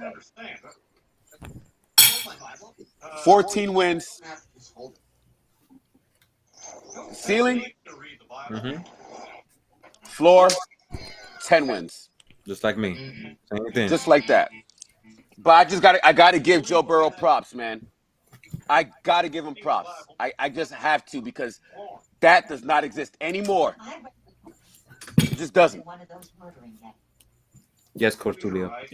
Tony Dale, What's up? Cincinnati Bengals. For the Bengals, they're in the top. Well, hell, the whole division AFC, conference AFC is hell for anyone. Mm-hmm. I think the ceiling 14 wins. Okay. And the floor, maybe 4. Oh, damn! 4? What a big gap. Shit. The hell? I think he's going there. Maybe because they probably feel like if anything catastrophic happens, then I get what he's saying. But he's pretty much saying that he's really high on them, pretty much. No, Saying he's that- going worst case scenario. Worst That's what the case floor means. Yeah, It's so- worst case scenario. So some shit goes wrong. Boom, 4 wins. All right. That's what it. And Cesario to wrap up Cincinnati. Oh yeah, the Bengals. Mm-hmm. Oh god, don't do that. Ceiling 13. Okay. Floor 8. I like that. I actually like that. That's more realistic. This shit goes wrong, 8 wins. It's very plausible. Missing the postseason. Okay, 3 more. Again, 2 of these should be easy. The Buffalo Bills. Let's get this out of the way right now. I'm gonna go first. You want? Okay, go I'm ahead. gonna go first. Josh Allen, like I said, if you watch the draft show, that's the quarterback I want to build my team around. Josh Allen. That's the guy the quarterback I want to lead to my team. They're just stacked on both sides of the ball. I mean, yeah, the offensive line's still a little bit iffy, but I think that they have enough firepower, especially in the AFC East. They're gonna run shop in that division. The Patriots may give them a run for their money for best case scenario for us. If they split, It's a joke. I like the joke. That's funny. Yeah. But overall, my ceiling for the Buffalo Bills is 15 games. 15 wins is the ceiling for them, and the floor for me is 11. They're going to win the AFC East. It's going to happen. All right. You know what I'm saying? So whatever. They do have the Rams to start up the season. They do have a couple of tough games early on, but nothing that they can't get by. I mean, the Rams are going to be very tough, but we'll see from there. But I think now, again, I'm going to say this. I'm going to say this all year, especially on the AFC East showdown show.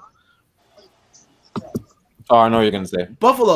The Buffalo Bills. No, can is win. that for Buffalo? Or is that for Cincy? 12 wins, losing the AFC Championship game. I'm assuming that's Buffalo, but it's just I for think it's confirmation. Buffalo. You can win the division all you want. You can beat the Patriots all you want. But if you can't beat Kansas City, you're nothing. You need to beat Kansas City. Those are your daddies. The last couple of years, those are your daddies. So until you beat them only thing you are is just a great regular season team who may win a playoff game or so. But as long as if you can't beat Kansas City, it's not gonna happen.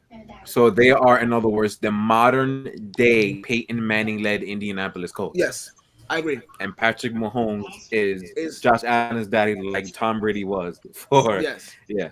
And I love Josh Allen. I know Josh is great. I think he's gonna get better every year. But at the end of the day, you have to get it done. That's where you're judged the most. Can you get it done? Can you get it done when the big games is there? Now, don't get me wrong, the defense completely shit the bed in that last 13 seconds left. He's gonna have to do that any better.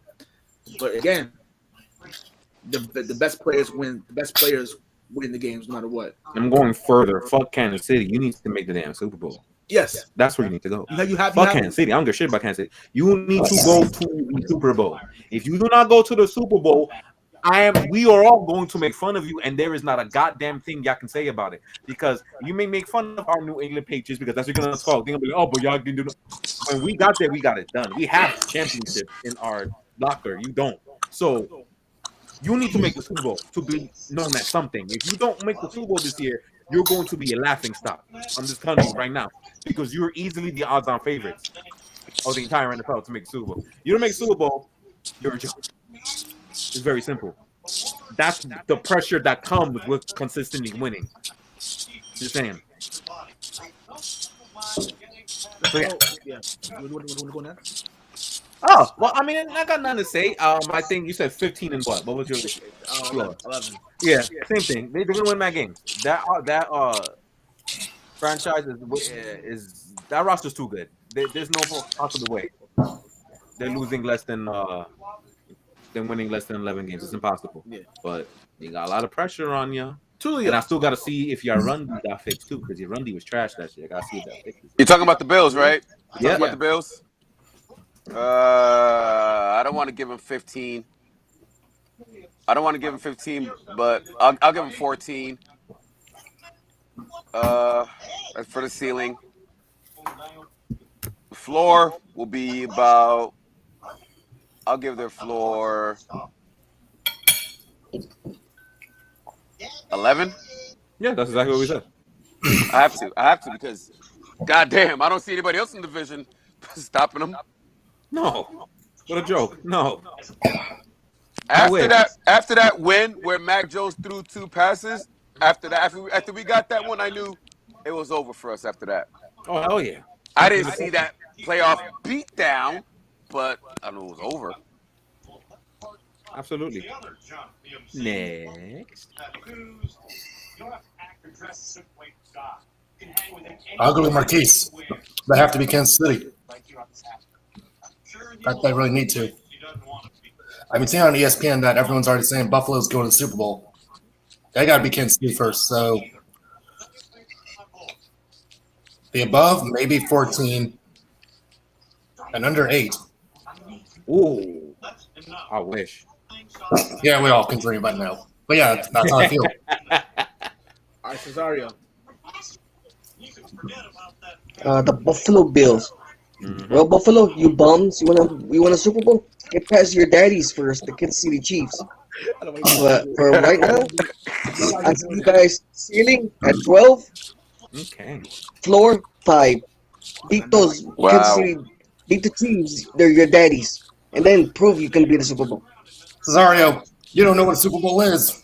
I'll save that for another day. Save that for the NFC show. Hold on. I love it. Save it for the NFC show, man.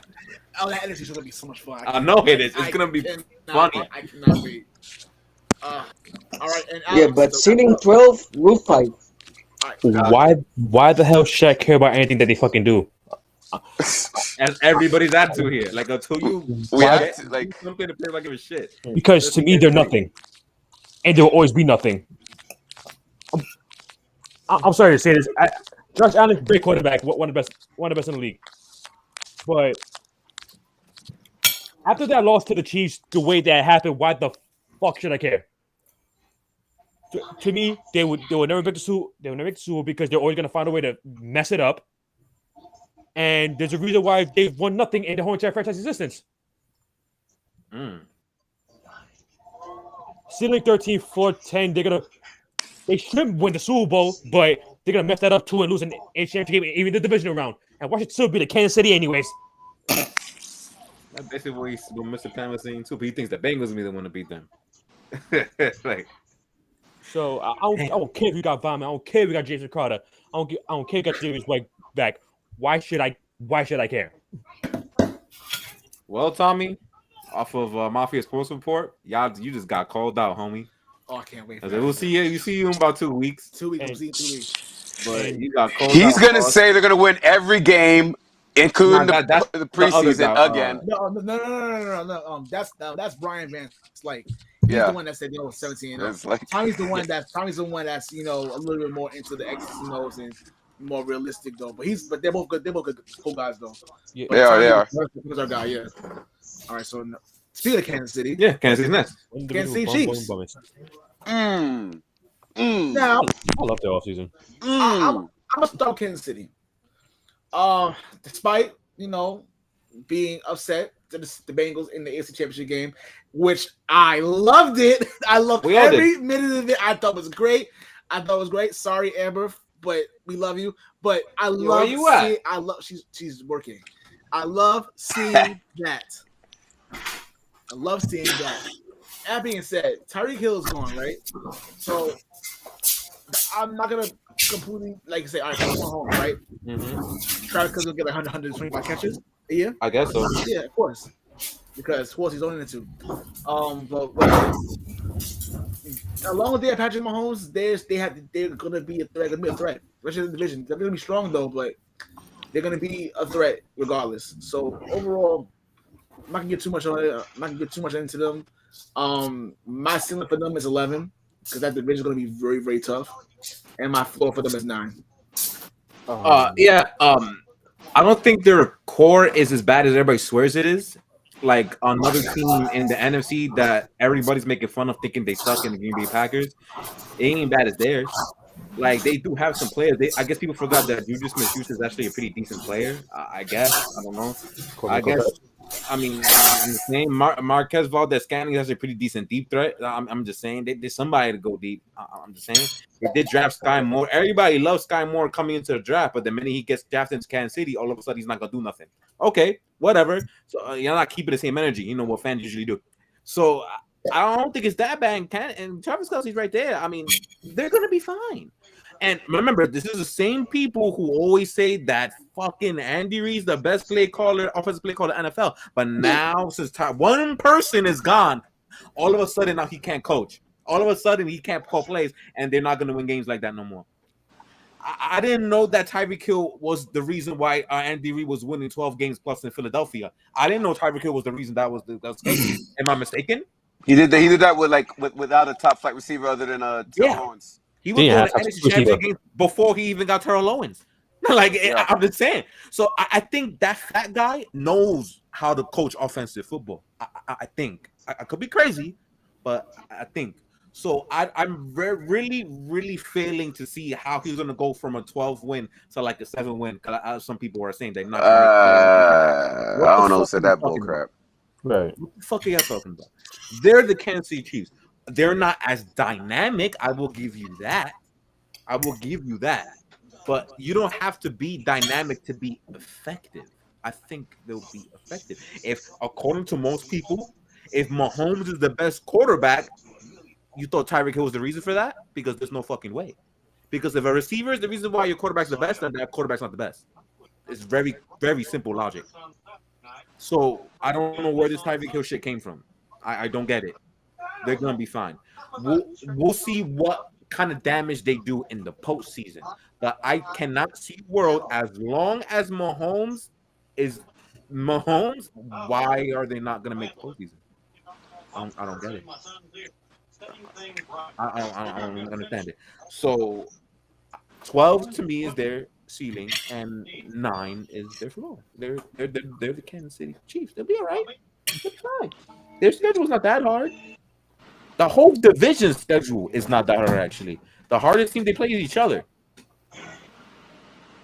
Hardest teams they got each other. They got San Francisco, which we don't even know what kind of San Francisco team we're going to get. We'll talk about them next week. And in their specific division, Cincinnati and San Francisco, Tampa Bay are probably the 3 hardest games outside of the division. That's it. Everything else is easy. So then, what the fuck we talking about? What we doing? They'll be fine. That's it. 12-9. That's it. Next. I want to go next. Go ahead, man. I love the offseason, actually. I loved it. You got rid of that overrated receiver and Tyreek Hill. What's like? Not taking anything away from Andy Reid, but did Belichick do anything since Brady left? Andy Reid has coached multiple quarterbacks and succeeded with multiple. What does Belichick and Brady have to do with this? No, you're just saying because he's another great coach who's had a great quarterback, but he's forgetting about that he was making playoffs and all that with Alex Smith too. He was making playoffs with Donovan McNabb too. No, but Reid with Michael Vick too. So he has a track record. Then without a specific quarterback, he still has offensive success. This may be controversial, but Andy Reid has done less with he's done with less than what Belichick has done with less. In terms of the quarterback position, I agree with you. Yes, quarterback and the turnover and all that stuff. Yes, it's being proven right now. I'm sorry to say it. He's being proven right now. He's trying to say that and use that against Andy. Well, but that's wrong because Andy Reid's made playoffs with multiple quarterbacks. Exactly. Yeah, with less talent. The fullest until he got Mahomes, but not even that. Andy Reid knows how to draft. No, they do their thing. That's what I'm saying. He does his thing. Andy Reid does his thing. He knows how to pick players, and on top of that, he's taking players that nobody wanted or something that was at the end of the road and brought them in and embraced them. Yeah, I mean Belichick's done the same thing, but yeah, but obviously that one number 12 is always going to be in the shot, like always going to be lingering around. You're right. That's the problem with that now. Well, yeah, I guess what bothers me is that I kind of feel like Andy Reid's getting disrespected in a sense, and I didn't think I would ever have to be in a position where I have to defend. Right. Oh no, not by the real ones. Not by the real ones. Real ones. You're probably right. But we got to go against stupid media, and that's what I'm hearing. Stupid media. I have to shut that shit down. I literally gave Schottenheimer credit earlier in the day. Schottenheimer. So we know what's up. Yeah, we know what's up. Yeah. Sorry, Alex, go ahead. Yeah, so you got rid of that overrated receiver and Tyreek Hill for some picks. So and you added the loss of Daniel Sorensen. And that's a big game. You got rid of Daniel Sorensen. And you added the loss of Tyrann Mathieu, which he wasn't good last year anyway. He wasn't. They got was it Justin Reed? Justin Reed, yes. I was with that, yeah. Good safety. Yeah, they got Justin Reed who's really good. They got George Karlaftis in the draft, which also is pretty good. Mm-hmm. They got the corner I wanted in the draft, Trent McDuffie. They did get Trent McDuffie, so they actually have a possibly good corner. They got a chain mover in Juju Smith-Schuster, and also got Sky won the draft. I gotta admit, they still got Travis Kelce. You and I were going to be on the same page. Nicole Harmon, as much as I don't like him, he still make plays for them. And he might be even better. He might with expanded role. He might be better. So, and their line is still top 5 in the league. It is. I would argue this is arguably the best core, not receiver, but best core Mahomes has ever had. Because outside of Tyreek Hill, they never had good wide receivers, which is a concern we've had for years with that team. We've never had any good wide receivers. These are the most talented receivers they've had as a whole. They may have had a better receiver overall with Tyreek Hill for the last few years, but overall, as in like the core, from 1 through 5, 1 through 4, this is the best collection of talent Kansas City has had yet. I don't think that's a debate. Right. He lost Mike Hughes, who was so-so for them. Like, he had his games where he was all right. He had his games where he was really bad. Rashad Fenton, he's still there, same thing. But I don't like Andy Reid, to be honest. I never really did. But to say he's going to miss the playoffs is ridiculous to me. So, that being said, it'll also help if they have a consistent run game, though. That'll also help, but we'll see what happens. That'll never happen. Yeah. But my ceiling for them, I'm going 14, and my floor, I'm gonna say 10. I don't see why people think they're going to be bad. I just don't get it. Yeah, at least in the regular season, I don't see it either. You're right. He'll melt down the playoffs like he always does, because full read. But in terms of regular season, he's making the playoffs. He always does. He's always going to. Next. Ceiling 12. The floor is 9, only because of division. Because Same with me. I think Russell's gonna come out with something to prove. Mm-hmm. The Raiders, you never know, they may get a couple games. Mhm. And who else is in that division? Oh yeah, obviously San Diego. I mean, not San Diego, Los Angeles. We just don't know. They will always be San Diego. Yeah. And Derwin James, if he's there, they're going to be a force to reckon with. Oh, I forgot. My bad. I got you, man. Yeah, same as me. 2 more. Let's go with Cesario. Oh, yes. Kansas City, the daddies of the Buffalo Bills. Ceiling 11. Floor 5. Damn. Like I said, 5. Yeah. Oh my goodness! All right, Tony, wrap it up. Well, as long as Patrick Mahomes is healthy, this is in Kansas City. They're in a tough division now with, like Tilly said, Russell Wilson has something to prove. The Chargers are the Chargers, and the Raiders, as long as no one goes to jail in Vegas. Oh. Honestly, I'm going to say the ceiling 12, the floor 5. Big one. This is Before we wrap it up, that matters that they're in Vegas. It matters because obviously you're not wrong. For real. Like location, it matters. Like some players that come to New York, they might do a little too much, or Miami, or exactly. Yeah. Sin City, people, Sin City. Where do you think they make called that? Yeah, where do you think they make it from Indianapolis? The hell's the deal with it? Well, except for the owner, but talk about the players. Yeah, there's nothing. Indianapolis is like the middle is the inner city, and then it's just a bunch of like grass and houses and churches. But I hate you, and that's it. Like, there's nothing to hike. Yeah. All right. Finally, Music City. number 1 seed last season in the AFC. I'm not gonna lie, probably the weakest number 1 seed we've ever had, and there could a couple over the years, but in the last 10 years, you can easily say this is the worst number 1 seed in the NFL. We're gonna say the Tennessee Titans. Whoa, Tennessee Titans. Holy shit!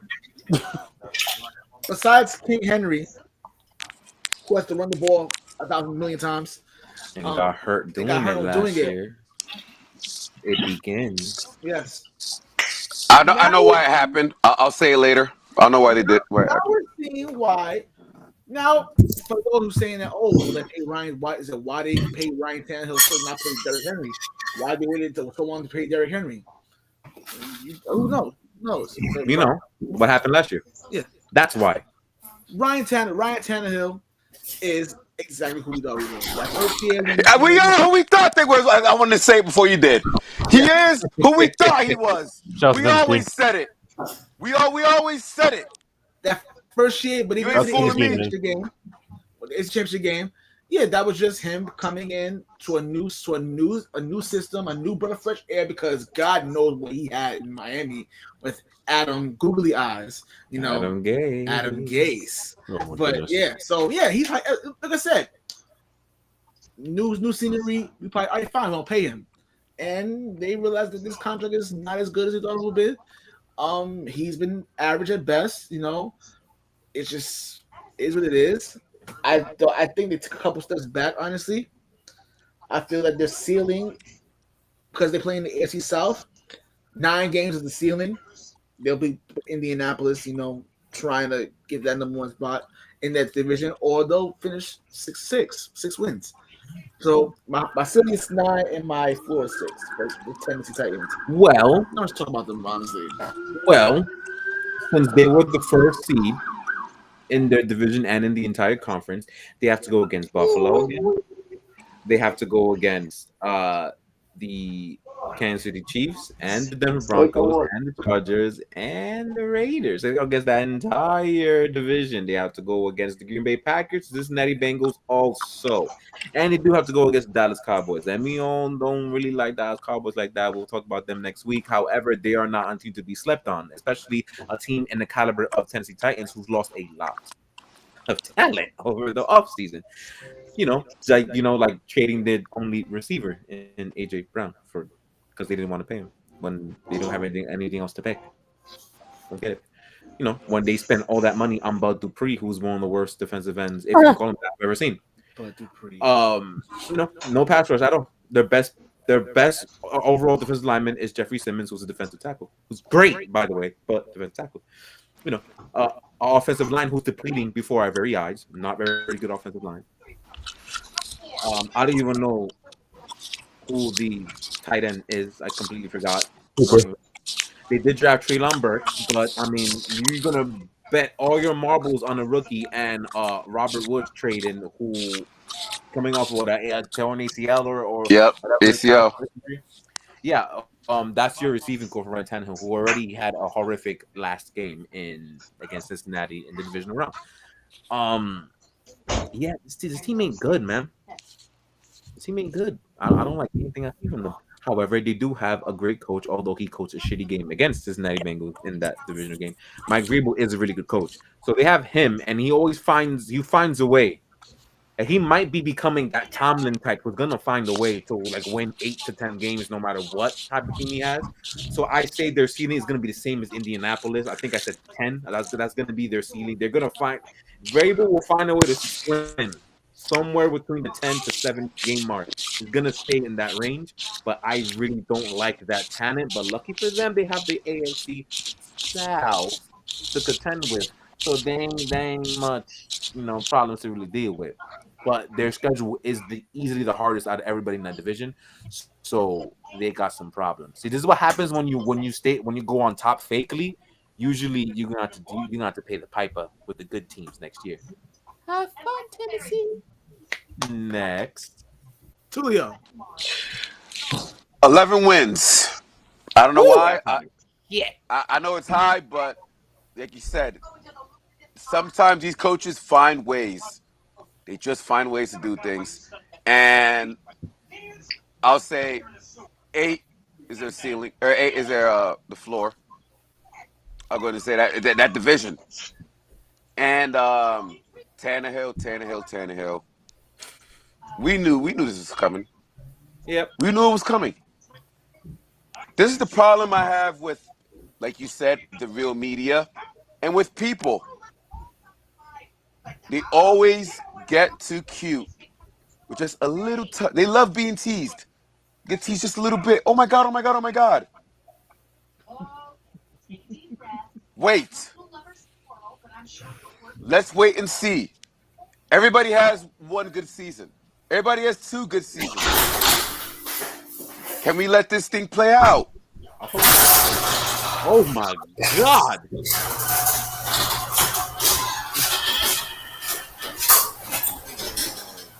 Holy crap. Tony, I hope you're okay. So yes, Let this, all you people, let this be a lesson to all y'all. Calm down. Pump the brakes. Pump the damn brakes. And I'm done. I got you, man. I feel the same way. Nothing kills me more than people praising people too damn fast, man. God damn. It took me 6 years to finally wrap my arms around Tom. 6 years. So everyone else, come on, man. Go Tulio. Go Tulio. Mario. Tennessee Titans. Okay, the Tennessee Titans. Ceiling 13. Floor Damn.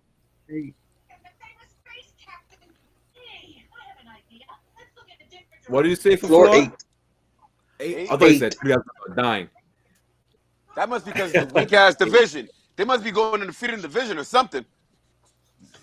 I mean, that's actually a possibility. That's a possibility, actually. But yeah, They almost did it last year. Tony, Hey, you good? good man. Yeah. It's still happening. Who's wrestling back there? With the garage door, smart ass. No, that's like a shopping cart. Or like a metal bowl rolling around the ground or something. Oh, what if that was Cesario? I had a joke for that, but I'm not gonna keep it to myself. Oh my gosh, don't say that. Shut up. Okay, continue. Okay.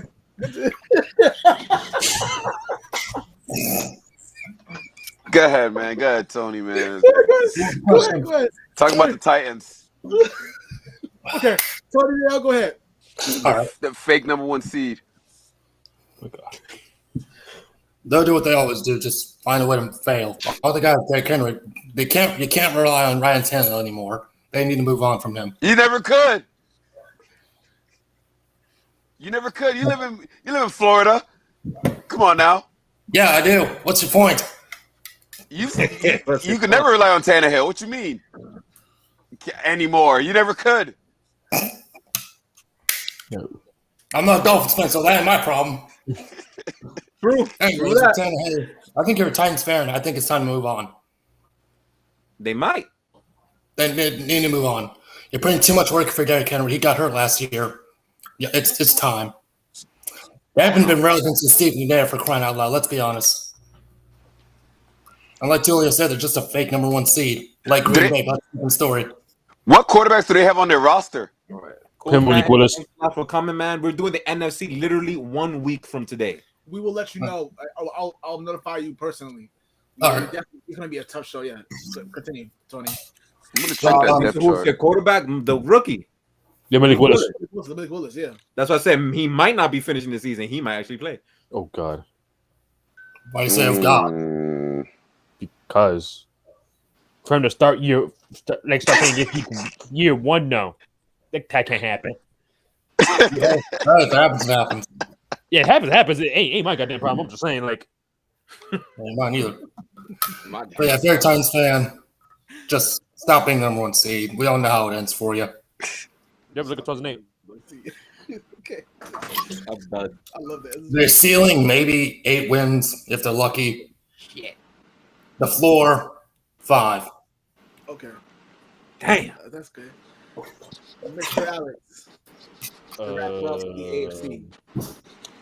Yeah, for I do starters. have one more question after this when we're finished with Tennessee. Okay. Yeah, for starters, Derrick Henry had Daniel 1,000 yards to 8 games, but that was more quantity instead of quality because his yards per carry was its worst since the second year, only averaging 4.3 yards per carry. Honestly speaking, Tannehill went out sad in that divisional game because, my God, that was ugly. Yeah, when the other quarterback got sacked 9 times and they still lost. Yeah, that happened. When your defensive line generates 9 sacks and you still lose the game, you've got a problem in your hands. Also, Demoralizing. Yeah, Demoralizing. also doesn't help when your coach wants to run the ball with a running back who literally just came back. That honestly he shouldn't even came back to begin with, honestly speaking, but he just came back and get the ball 20 times when your other running backs was actually doing all right, and Hilliard and Deontay Foreman. But the hell do I know? But the defense is about the same. They lost a long time ago, but the defense is around the same. They should be all right. The offense might take a step back because Treylon Brooks is the AJ Brown replacement that they've been looking for apparently. So, and Mike Vrabel don't coach that game like he did in the freaking playoffs because that was one of the worst things I've ever seen in my life. You're lucky Brandon Staley exists, but ceiling 10, floor 8, they're gonna be around that area because mediocrity in the future. All right. But ends the AFC ceiling and floors. But I do have one more topic to discuss. I hope it won't take very long, and then we'll end it. No, I have 2 things. I'm sorry. Maybe we'll cut this shorter. Nah, next week will be faster because most of NFC is gonna suck anyway. So it'll be quick next week. 0-17. Stay tuned. All right. The top storylines for the AFC conference. Each person will give me one. We'll come up with more so we can save some time. The top storyline easily is Deshaun Watson. Are they gonna get rid of his ass or not? Easily, like he may not play ever again. He may not play ever again. Oh, that would be great. That would be great. I didn't get a chance to say what I gotta say because my computer froze. What were you talking about, Cleveland? Yeah, like for the Deshaun Watson, the person, that's what he gets. But as the player, damn, another great talent going away because he just horny all the fucking time. What the like?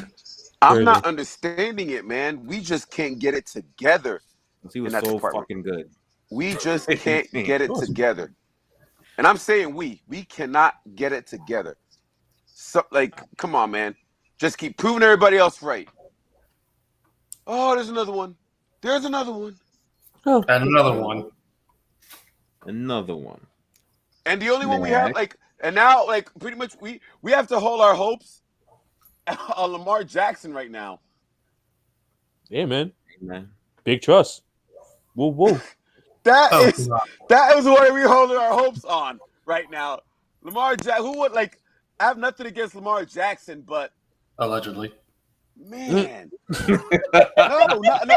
Actually, I don't hate him as much as Juan does. I don't hate him anymore. It's just, man, how much can he carry? He's got to carry everything for the Ravens, man. He might, man. He's going for his money. Damn. All I know is if he starts passing that ball, woo-wee. Keyword is if.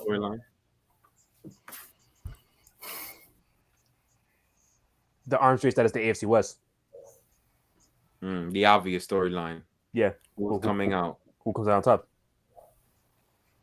I think it's them personally, but we'll see.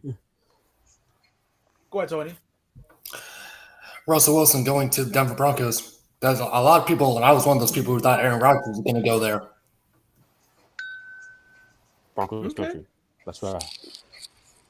Russell Wilson. His chip on his shoulder. Will be his redemption.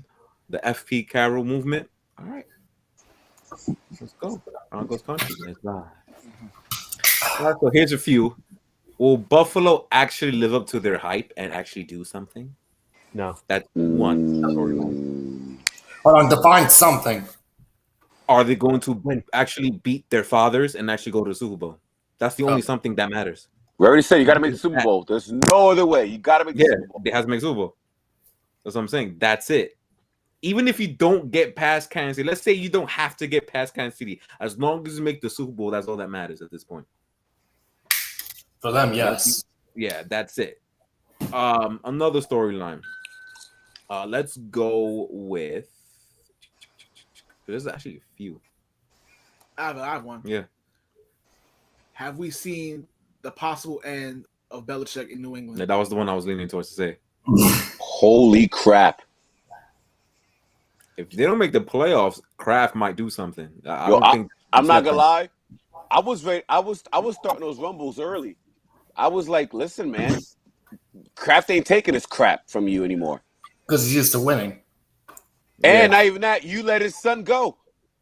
He chose you over the son. And now nobody knows who the son is, but we'll talk about that next week. People know who the damn son is. I know who your son is. Nobody knows who he's people know who Kraft's son is. I'm just saying nobody knows what the son is, but that's a different story. No, we'll get to that next week. That's what you're saying. That's funny. We will. Another storyline. When and if Lamar will get paid by Baltimore. They better pay him or they're screwed. That would be crazy. He's gonna get paid. I agree with you. They're not gonna do that dumb crap. They're not gonna do that. They know. They're gonna pay him. They're gonna pay him. They know. No, I agree with you. 100% agree with you. No, they're just trying to see what they can get away with. Yeah. But they didn't get him. Another one. So let's say he gets paid. He's gonna be lazy. No, he's not that. He don't look like that kind of person. I think. Look where he's had to go from like all the doubters from when he had to grow up until now, man. Like, and he's gotten better throwing the ball little by little by little. Not a lot, but little by little. He's worked on it. No, right? Now he want to be great. That's the type of person he is. Whether you'll get better or not is a different question. But I think Yeah. he will actually. I think he will never slack. He doesn't look like that type of person at all. He's not a slacker. He ain't that kind of guy. Yeah. Another storyline: the Tyreek Hill. Oh Lord. Was it him or was it Mahomes? So I'm including Miami and Kansas City into this one storyline. So it all depends on what happens between those two teams. You got another? I think I have like 3 more. You got another? I do have another one. Mm-hmm. Will the Chargers finally be relevant in their own city? Oh, in their city. That is a no. Yeah, that is a no. Now I say that. I think that's harder than their own division. They have a better chance of being relevant in their division than their own city. I say that because, again, the Chargers have underachieved a lot over the last couple of years with management putting the team together. You have a Justin Herbert, fine. Justin Herbert, who we think there's going to be the franchise QB for years to come. What are you going to do to put him around them? Is that enough that nobody gives a shit about you guys in Los Angeles? Nobody cares about you guys there. You know what I'm saying? So are you going to be able to put a team around him to compete and, even if to compete and at least do something in the AFC? Because they are. They put a team. Let's see what the hell happens. I'm about to say because their sport is not even the most relevant sport in their city. They'll never go after the Los Angeles Lakers. That's the city of fucking Los Angeles. I don't know. I don't know why we're bringing up the Lakers in this stream. No, I'm saying because it's about relevant in their city. I mean, the answer will always be no. Off the brink, that basketball is the relevant sport of Los Angeles. Or the Dodgers, for that it's matter. not the Clippers. They don't give a shit about the Clippers either. Nobody cares about the Clippers at all. The Chargers are not an LA team. They're not an LA. Like everybody still says San Diego. Like they're not literally LA. in the show like 7 different They're times. not LA. I'm sorry, man. They never will be. Even if Fred Rivers was getting interviewed after a win against the Steelers, they said San Diego. They do it LA already. See? Yeah. Cincinnati, fluke or no? No. No, I'm gonna say no. Time will tell. No. I agree. No, because they built that team from the ground up, and they're not gonna mess that up. They're not messing that up. They're not messing that up. The ground up, literally. Let's go with Trevor Lawrence. Will that kid be saved? No. Or will Jacksonville do Jacksonville things? Nah, he screwed himself by what he said before the draft. You can't say that kind of shit and think you're gonna be successful. It's over for him. He don't have that dog in him. I don't think he has that dog in him. Coach Tulio. He's with Jacksonville, so the answer is no. He ain't gonna be saved. No, Jacksonville, he ain't. Listen. When you're something from Urban Meyer and Doug Peterson, very hard for you to see, my man. Just saying. That's good. I think that's enough of them. There's other ones, but they're not as important. Yeah. There's one more question. Each person. Give me one team that's gonna break out and compete, and give me one team that's going to go below. We semi kind of went through that, going through every team today, but let's see.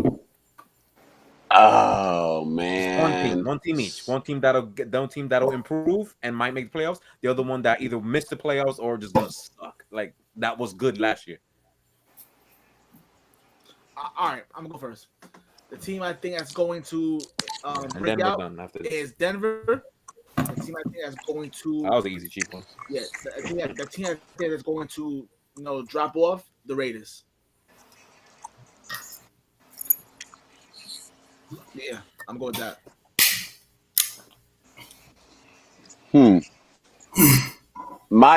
I'm not. This isn't a breakout team, but this is a team that's going to be better. It doesn't necessarily have to make the playoffs, but that's going to be better.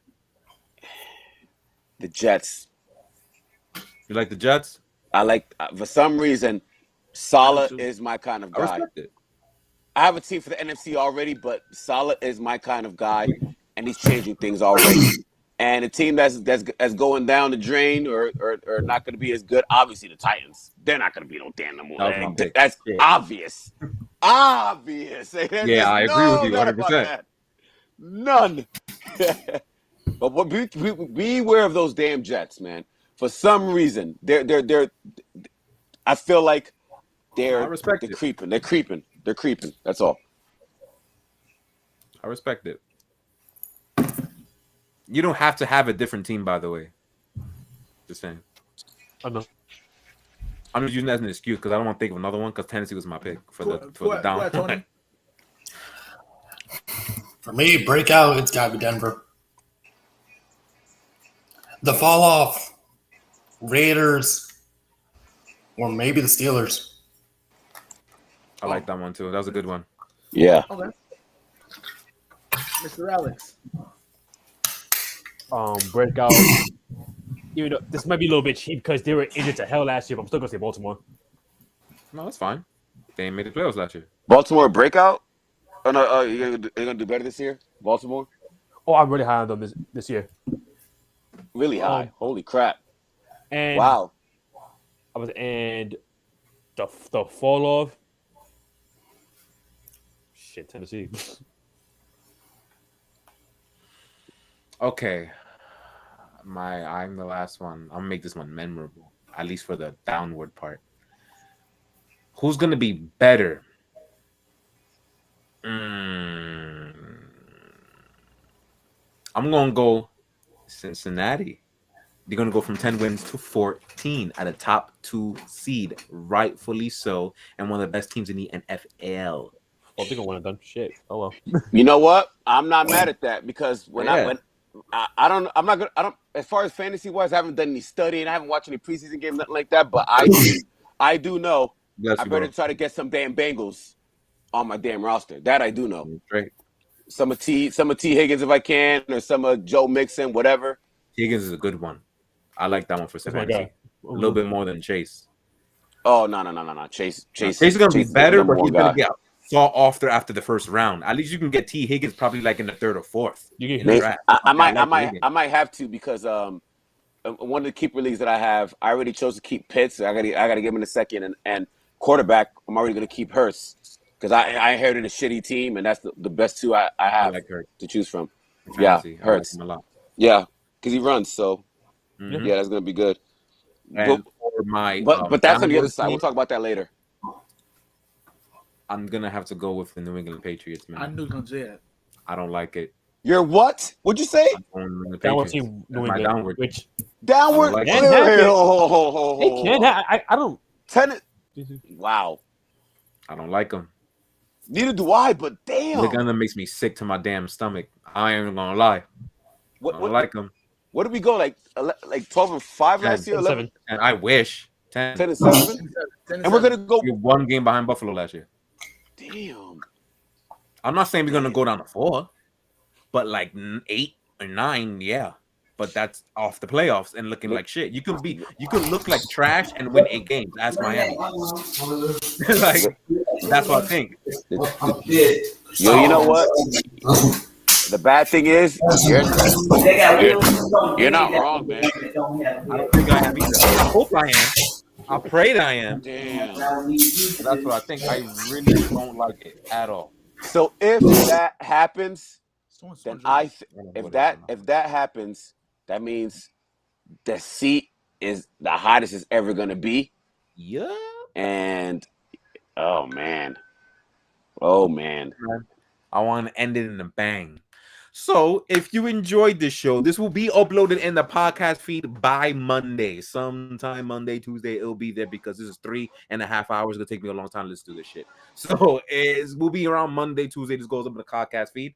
If you guys enjoyed this, you already know what to do. You're already part of this. You already know how things go. I don't got to say much. I don't want to. So, come start us being in our Facebook group and join next week. So, we go through the NFC. I think that one actually might be better. Yes. Very fun. I will guarantee you this. It'll be more entertaining. That I will tell you. Yeah, definitely.